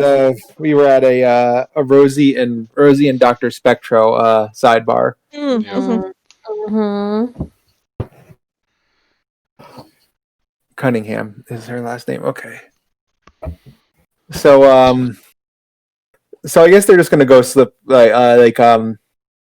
Spectral will find an isolated booth and kind of gesture to it. I think before she, like, as she leaves, as she gets up, she just kind of gives Stack a look like, "You got me, right?" Stack just kind of nods a little. And then Settles she back follows and keeps an ear open. Dr. Spectro. So yeah, so Dr. Spectro gestures for her to go sit down first. And she takes her seat, takes And a long sip. I was gonna say Dr. Spectro sits down across from her. Did Miss Mansfield have a talk to you about etiquette? Yes, I was unaware that this kind of thing had etiquette. Everything has etiquette. I That's suppose. what I said. Well, I suppose that the spellbook I'm teaching myself from failed to mention that.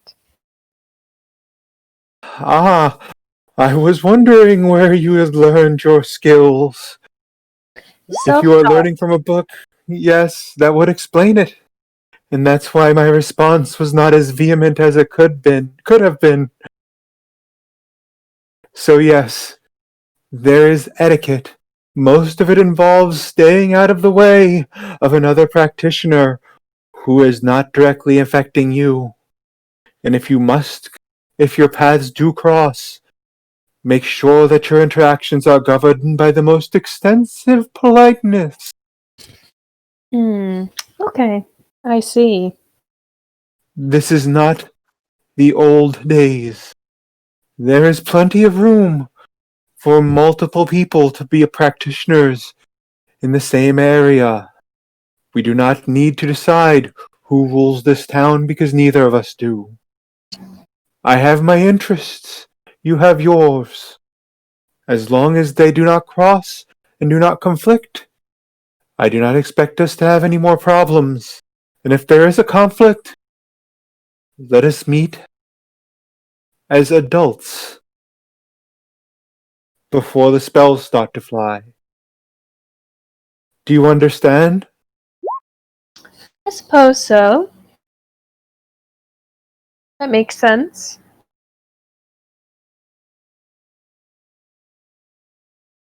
Dr. Spectro is going to wait to see if she's going to do anything else. She's just gonna look at him. Then he'll nod.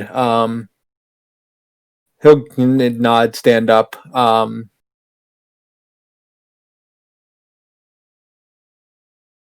then he'll call over to what's the bartender's name? Chives. Five. Chives. Some potato fixins. Potato. Clive. That's what it is. Clive. It's like you combine Jeeves and Clive together.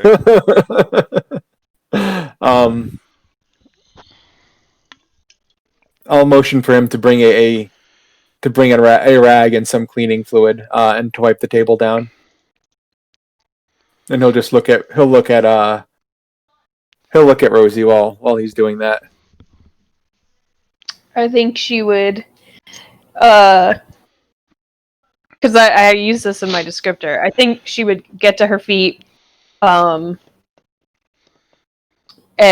take another sip of her drink, and she would ask him, well, if it's not impolite or beyond etiquette to do so, who taught you your abilities, Dr. Spectro? They were not learned, but they were gifted.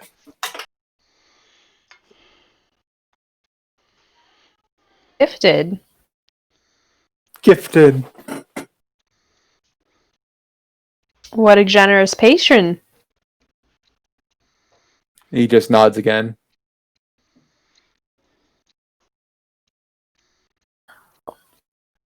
Do you make it a habit of using your magical powers to kill rogue coyotes sniffing in your trash? God damn it. It's just like fucking tipping hands left and right. I've got more dirt on you than you think I do. Now, in my defense, I just happened to be biking my way home from work from the store when I saw that happen. No magic involved. He just kind of raises. At first, when she first blurts it out, his eyes kind of involuntarily widen. But he gets his control back, and he just kind of raises his eyebrows and says, Oh, you must have just seen flashes from my old service carbine. Service carbine. But, right. But what is the purpose of learning the powers, if not to make life easier? I suppose. Also, fucking coyotes. It definitely has made some aspects of life easier, I would say. But I would say maybe it's also made life harder for others. And I think as she says that, like, I use this as her description, and I've been waiting for it to happen. I think her eyes literally glow a little bit as she say it, and then they like dim back to normal. He just nods. Yeah, her amulet kind of like flashes. So you know what? What would I learn from having this sight while you do this shit?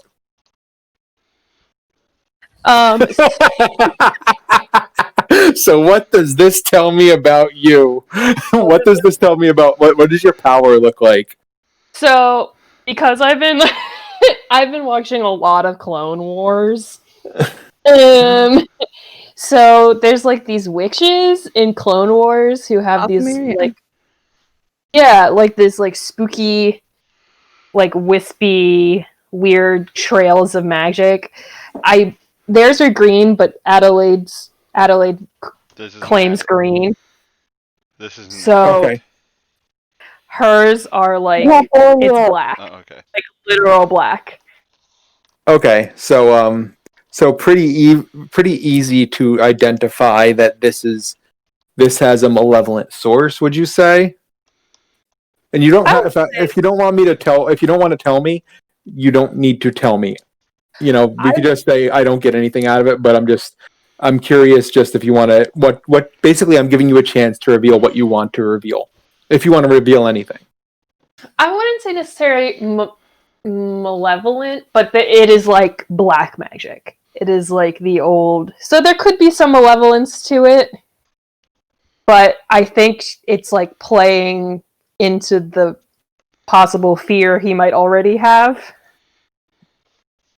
So like and you said this is kind of like your magic is kind of voodoo-ish. Yeah. Okay.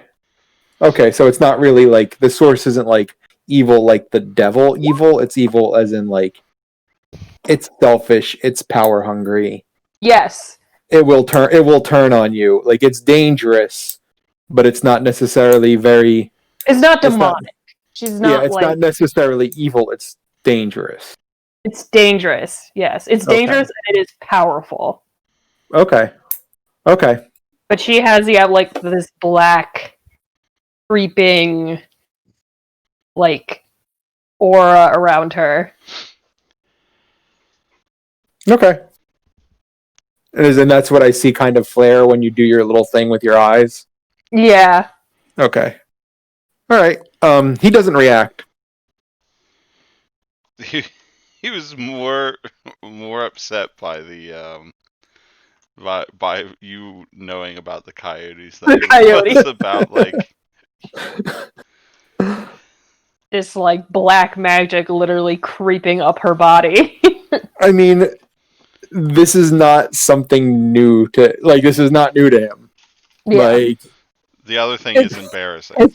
the other thing is embarrassing. His best friend is an undead ghoul, so just that fucking matters. Yeah, like I rescued my best friend from Nazi wizards. Like this does not impress me. Like don't forget, Dr. Spectro has committed human sacrifice. Yeah. Possibly twice, depending on what happened with the first guy that the aliens have. We don't know if he's dead or not yet. But But he has done it once personally, so this is not new to him. Like no one here knows that. I think the only one that might know. Oh, Jonathan knows. Yeah, Jonathan knows, but Jonathan's the only one that knows that. But darker magic is not new to him, even if his magic generally manifests as divine stuff. Yeah. I think the essence he would get is it's dangerous, it's powerful, and it's very volatile. Okay. So he just, shall we join the rest of our companions? Yes, let's. And she just smiles politely as she walks back over and takes her seat next to Stack. Everything okay? Mm-hmm. Good. Dr. Spectro was just being so kind as to explain some finer points of etiquette to me. Ah. I look at Dr. Spectro. the Thank air has God. been He's back. What'd you say, Sarah? I look at Dr. Spectro, glad he's back. He was left with the fucking normies. They don't like football. They don't like football. Says who? Well, Watney doesn't. Watney is not interested in. Oh, I didn't. I'm sorry. I was. I went AFK for a second. How close am I sitting to Dr. Spectro? Or could I have brushed No. crush him. No. Nope. Not a chance. Damn it! Not a No chance. hairs, no hairs for me. That's why I had Clive bleach the table. Ah! Oh, you didn't pick up on that? I didn't. At first, I was like, "Why the fuck is he cleaning the table?" And then I was like, "Oh shit, I need to get hair!" And then it hit. Yeah. Yeah, no. He's sitting as far away from you as possible, and he is being extra fastidious. Okay. It was worth a shot. Oh yeah, no, it was. I mean, hey, I still got one of Jonathan's. He doesn't begrudge you the attempt. There wasn't really an attempt. Well, if he saw you like looking for one. I think Oh no! if he Oh saw no, that her would have been a getting one, that would be a clear. yeah. That would be That would be your car gets incinerated on the ride home. I don't have a car, so Your Okay, bicycle. Stack's car or the bicycle Why or would whatever vehicle you are in, because it's carrying you, and this is how the game is played. As long as it's not Betty's car. The message said the visitors are here every night. So I don't see why there is time to waste. We can provide the conduit, and we can determine what they are interested in specifically. Should you start talking to your contacts? I'd like to talk to the visitors first. He meant as far as providing obtaining another subject. I know what he I know. meant. They would not be able to do so on such short notice anyway. Betty understands me. No, Dr. Spectro Jonathan. got what you were saying. They just Oh, no. Well, we have time to kill.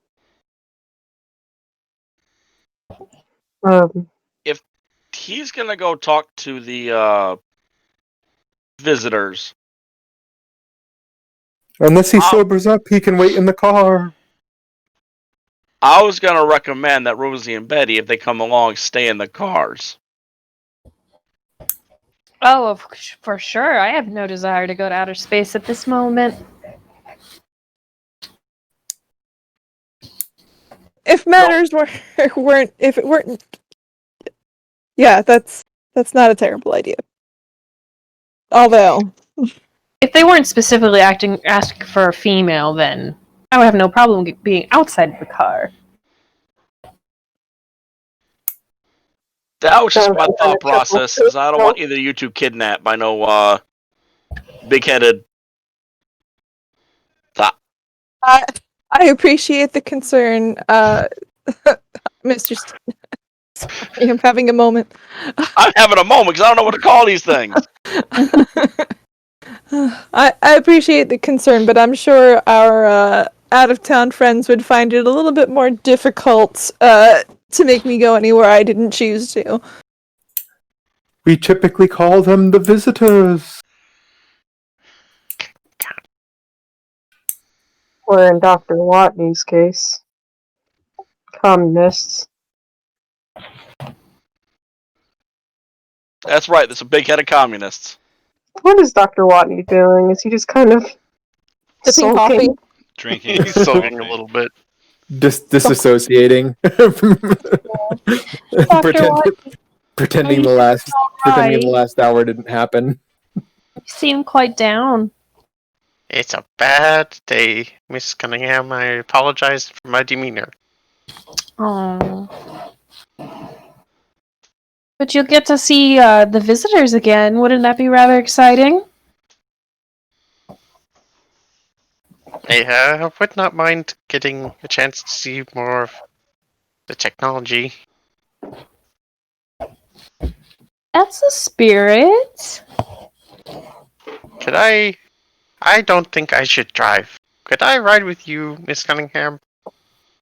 Oh, well, I don't have a car, but I did ride with Stack. What's wrong with our car?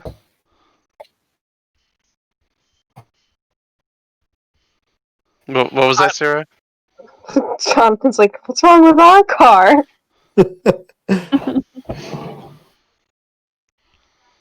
I don't care, Wani. You're staying in the back though, with the window rolled down, and don't you puke in it.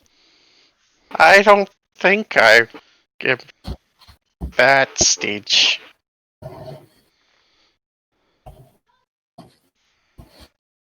No, it's new wheels. You just won them in a pink slip race, didn't you?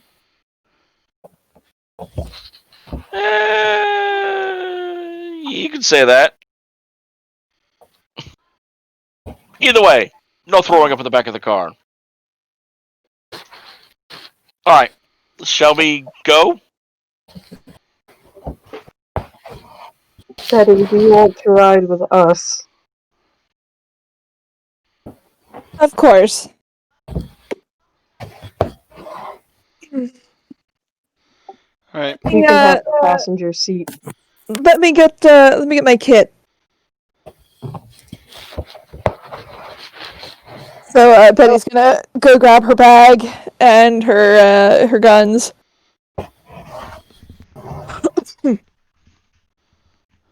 Alrighty then.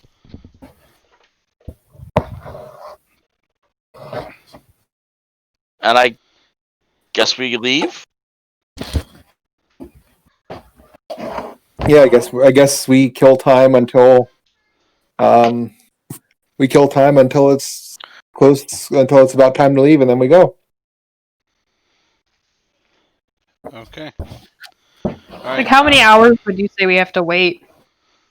So I think when you get there, it takes a few hours.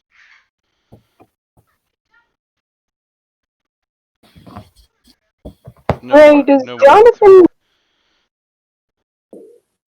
Go ahead. does Jonathan know Betty was involved in the being scryed on, or is that just something Spectre knows? I don't think that was obvious to anybody but Rosie. And the only person she told was Stack. Yeah. What was the She question? wouldn't What was the question, Sarah? Oh no, because I know Spectro talked to Betty. Alright, it's no big deal. Move along. No. Yeah. Spectro is not aware of. Spectro and Jonathan are not aware of Christopher Lee's conversation. Cool.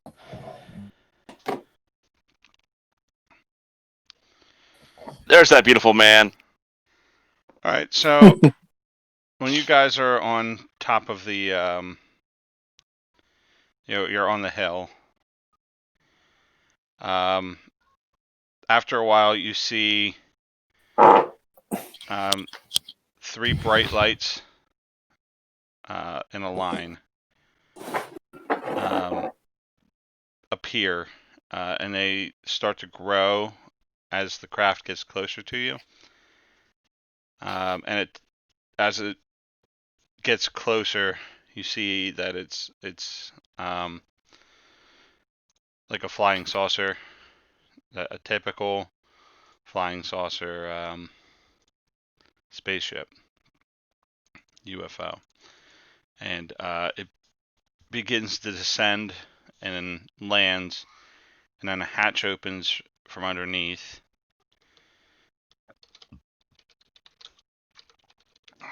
And then 3 of the creatures come out.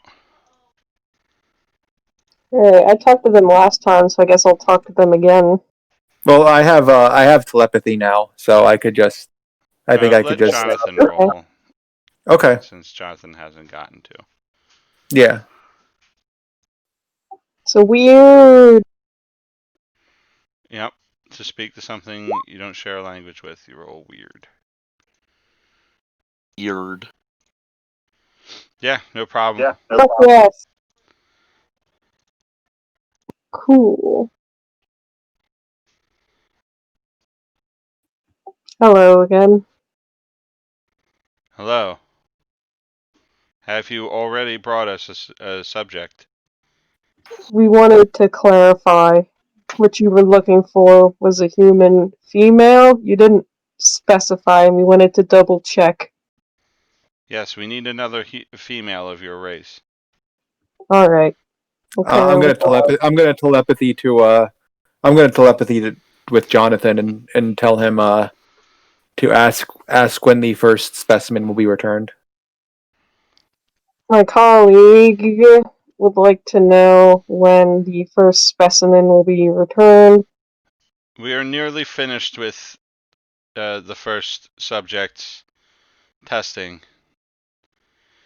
You can I will tell him expect that. them to reappear in the near future. All right. Are you gonna convey that to are you conveying this Yeah. to Dr. Spectros telepathically? Yes. Okay.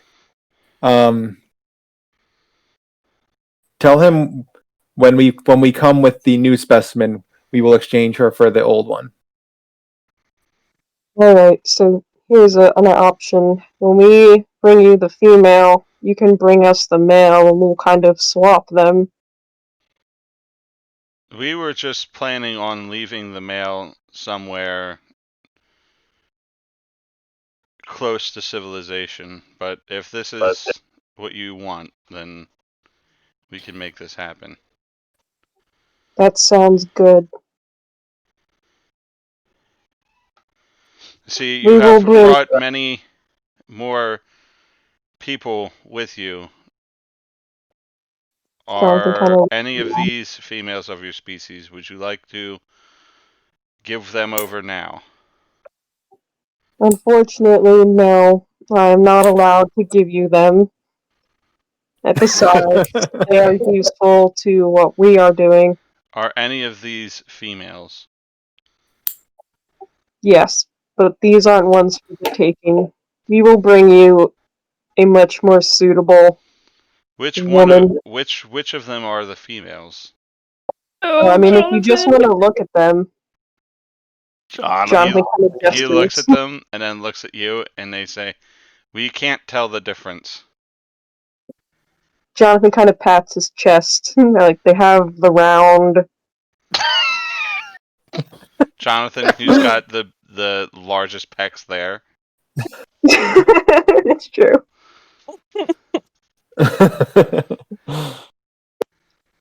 When we bring you one, I will point out the differences.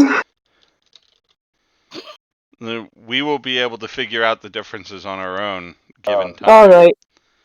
But yes, We're just unfortunately, curious. we do have women with us, but these are not women for the taking.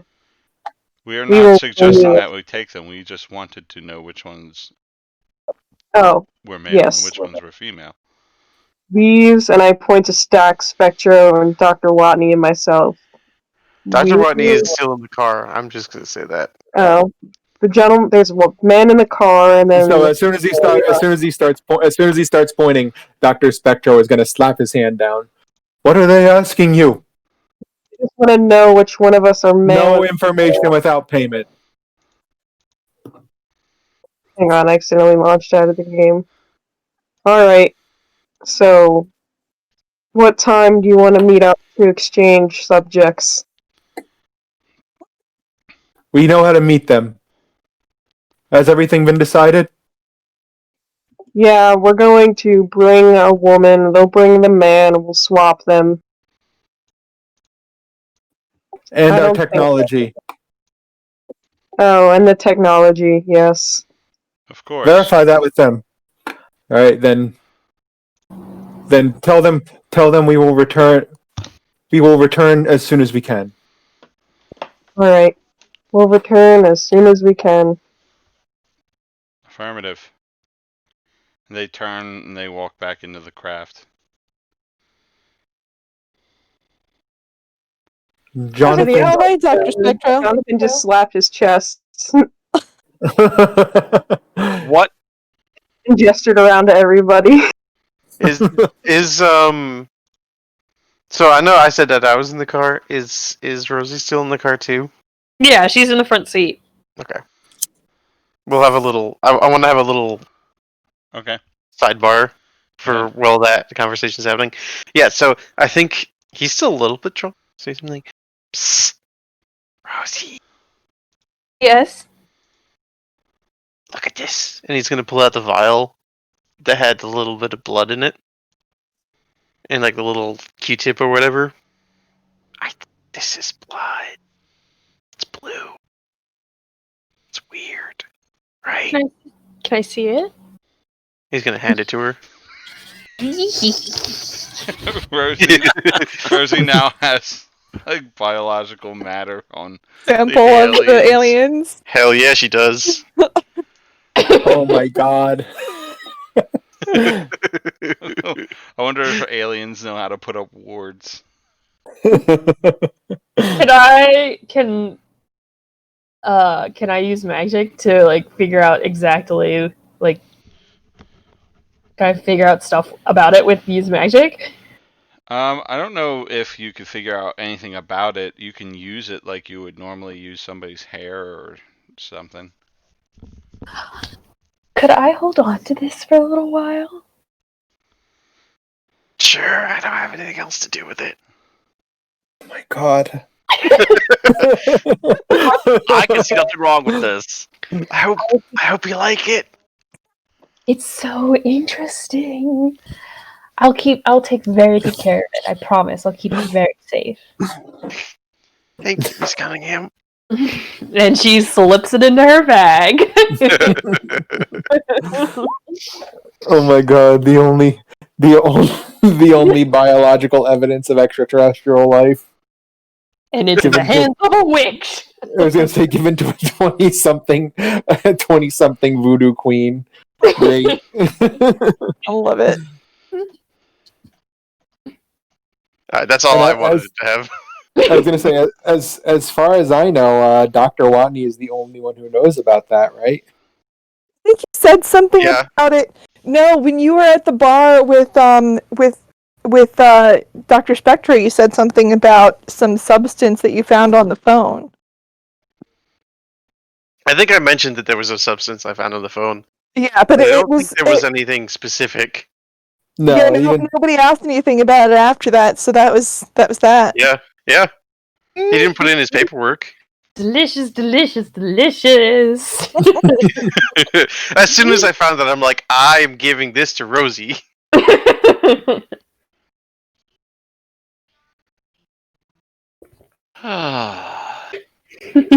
Dr. Spectro as him and Jonathan are walking back to the car. He'll just remember they know almost nothing of our world. Every bit of information has a price. We do not give anything away freely.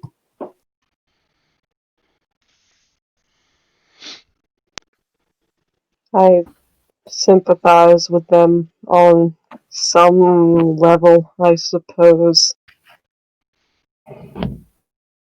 I can see why.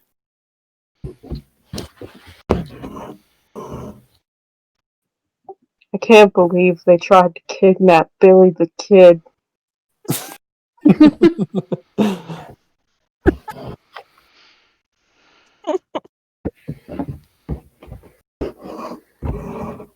Remember, just because they use advanced technology does not mean they understand it. We handed you a machine gun 5 minutes after we pulled you from the crypt. That was a good day. I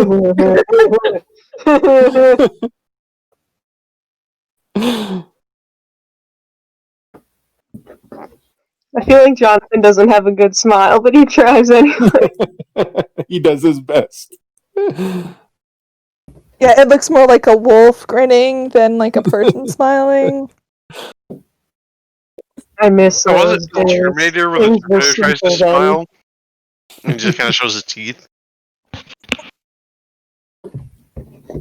All right, so we're gonna get back in the car and signal everyone to kind of drive off.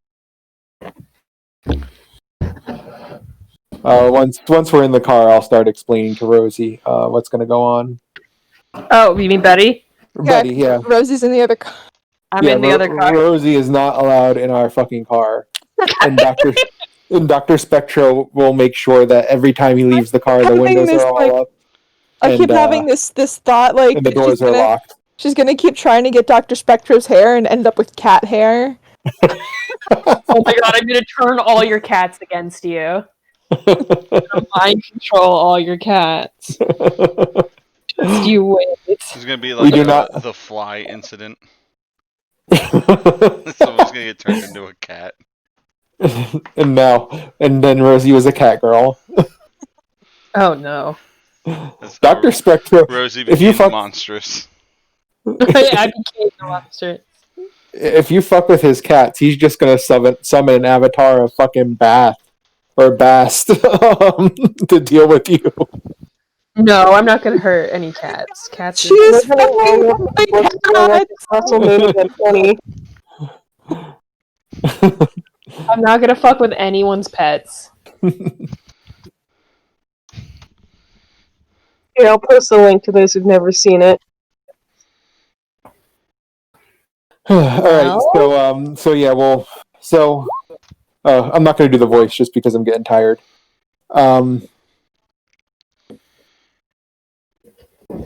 They wish for another human subject.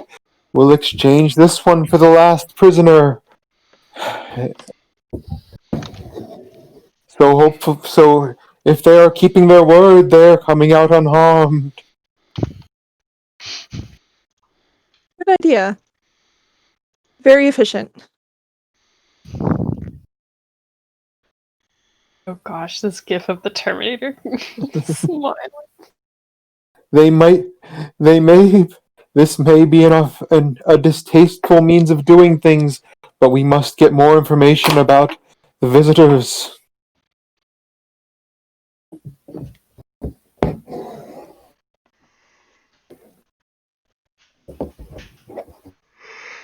Sorry. Breathe.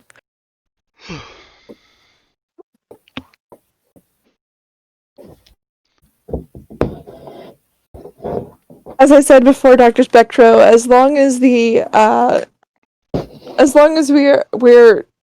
sourcing our subjects appropriately, I see no issue continuing forward as we have. Oh, the 50s when ethics were not even a concept. Forgive them some Nazis, and I'm cool with that.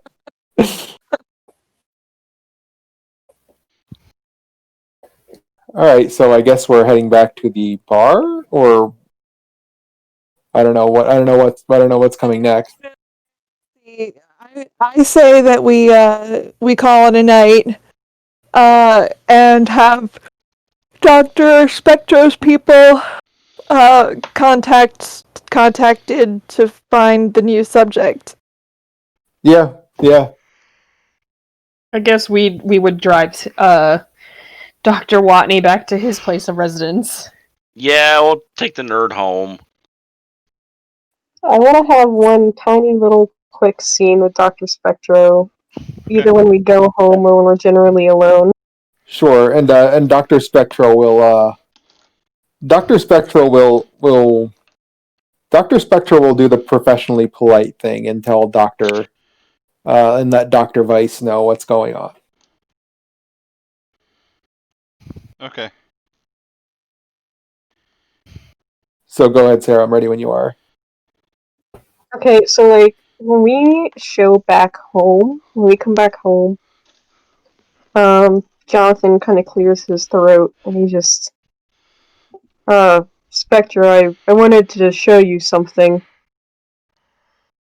Yes. You might want to close your eyes in case this is bright. Okay. So Dr. Spectro closes his eyes. And there's like the sound of like meat grinding. Oh And no. then like the sound of like clothing hitting the floor. Oh no. Oh no. Okay. Monster of the Week After Dark edition. And when he opens his eyes again, kind of trying to get the half hat off of it, is a vulture.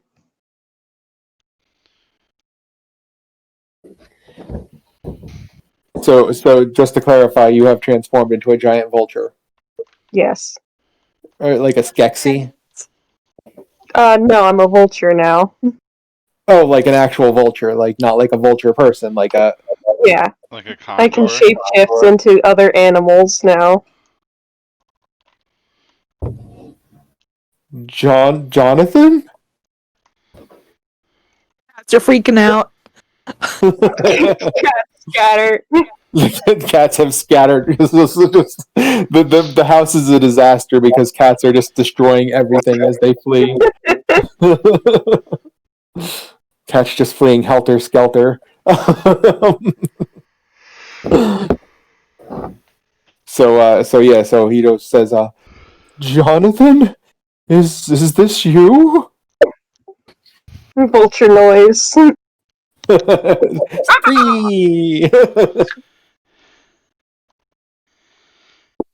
And then I'm gonna try to turn back, which you might want to look away, because I imagine it is also gross.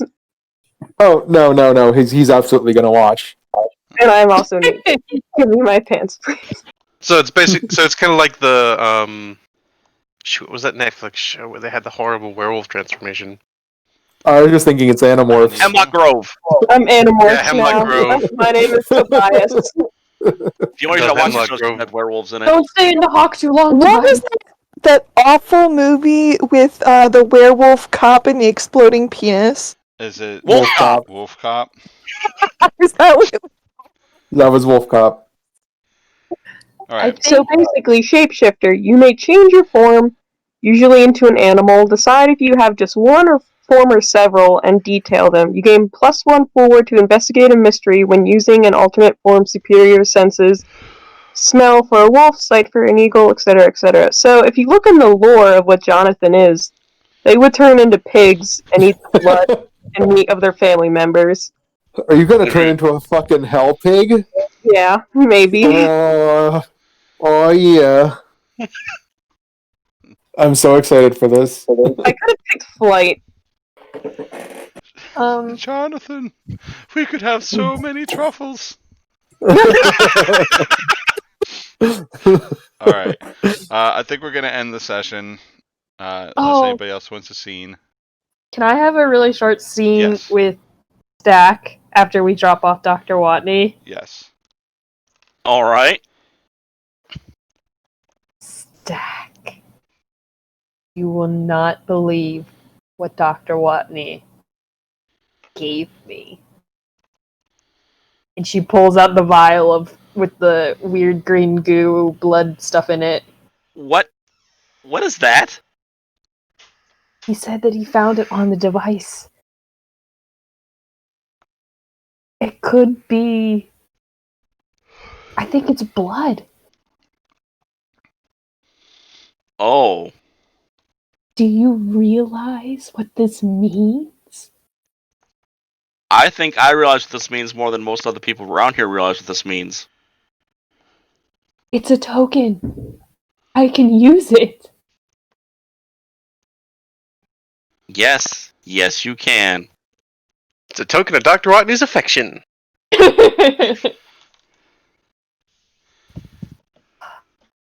This is insane.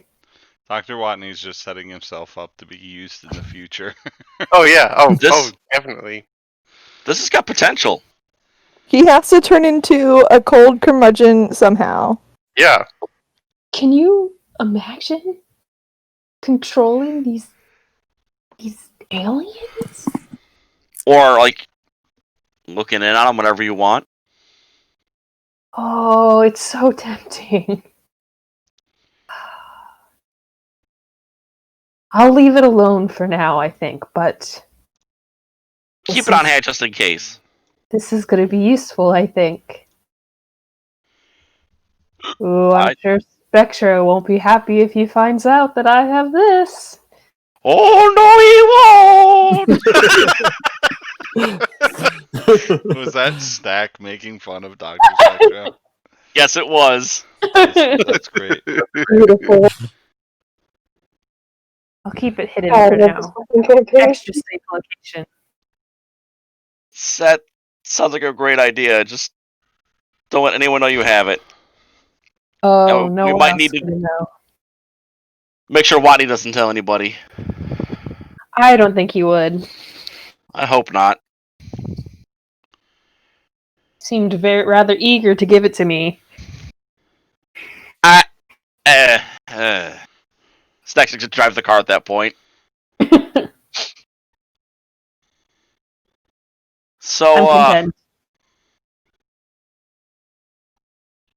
Yeah? What? I don't know. Never mind. Forget about it. It's nothing. You sure? What's up? Oh, just thinking about how tense things are going to be getting around here sometime soon. Hmm. With, Yeah. with Spectro and everything. Hmm. Apparently, and I guess this extends to you as well, magic users tend to have a form of etiquette and protocol about how they act around other magic users. Oh, I mean, I figured there'd be something like that, but Yeah, but, we're teaching ourselves. How do you expect us to know? I don't know. Maybe ask Betty? That's true. She, of all people, probably know. I just haven't got around to it yet. I didn't realize it was that big of a deal.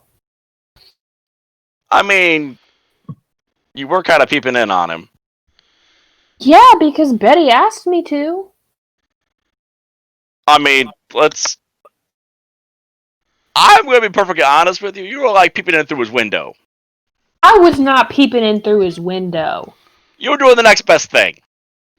Of, like, watching them while they were at the office?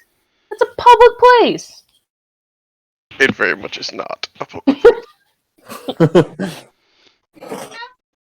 Okay, but Very the idea public is similar. secret installation. Well, she asked me to watch them. What else was I supposed to do? Be What else careful. I was trying to be careful. How was I supposed to know that he put all kinds of charms all over his office?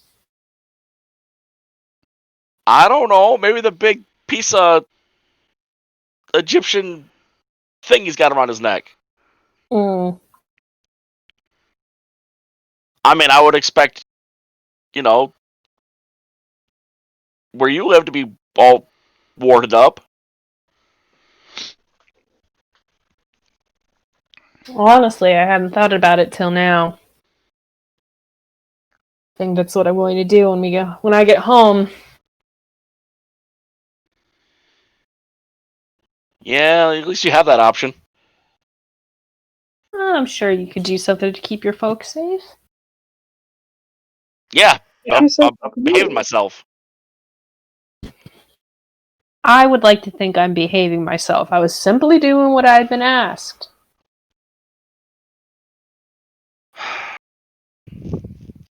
Maybe we should have a talk with Betty at some point. How I'm many gonna lay talks with low Betty for a you guys while. gonna have? Betty's like our teacher. So, Betty, we'll have a little conversation with her. Yeah. I'm not gonna mess with Spectro for a while, at least. Unless he brings it upon himself. Going around threatening people. Oh, yeah, no. No. That's bad news, but at least he didn't attack you right off the bat. Yeah. I mean, I keep the revolver under the desk. Wouldn't have been like a wizard fight or whatever, but I don't think the revolver's going to do much good against Jonathan. I didn't tell you what I found out about him, did I? He ain't human?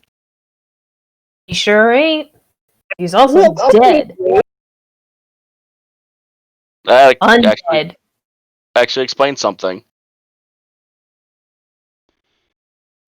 He's not like us human. He was, maybe. I mean, that does explain the whole, that does explain something. What, football and Jonathan? Come on, so human. So human. Totally not standing in his boss's house as a vulture right now.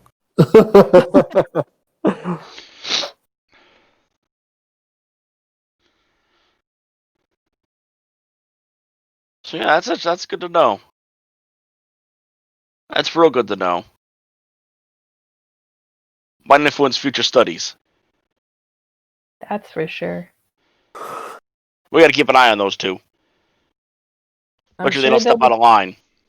Sure, they'll be keeping an eye on me. I think it's gonna be a lot of mutual keeping an eye on each other.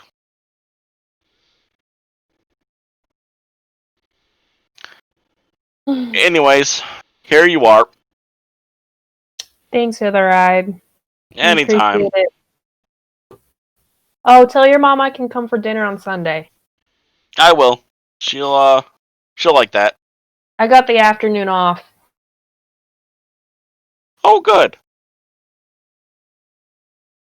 So, I'll see you later, Rosie. Night, Stack. Night, Rosie. Immediately goes upstairs to look up warding spells. All right, then we'll end the session there. Oh my god, guys, such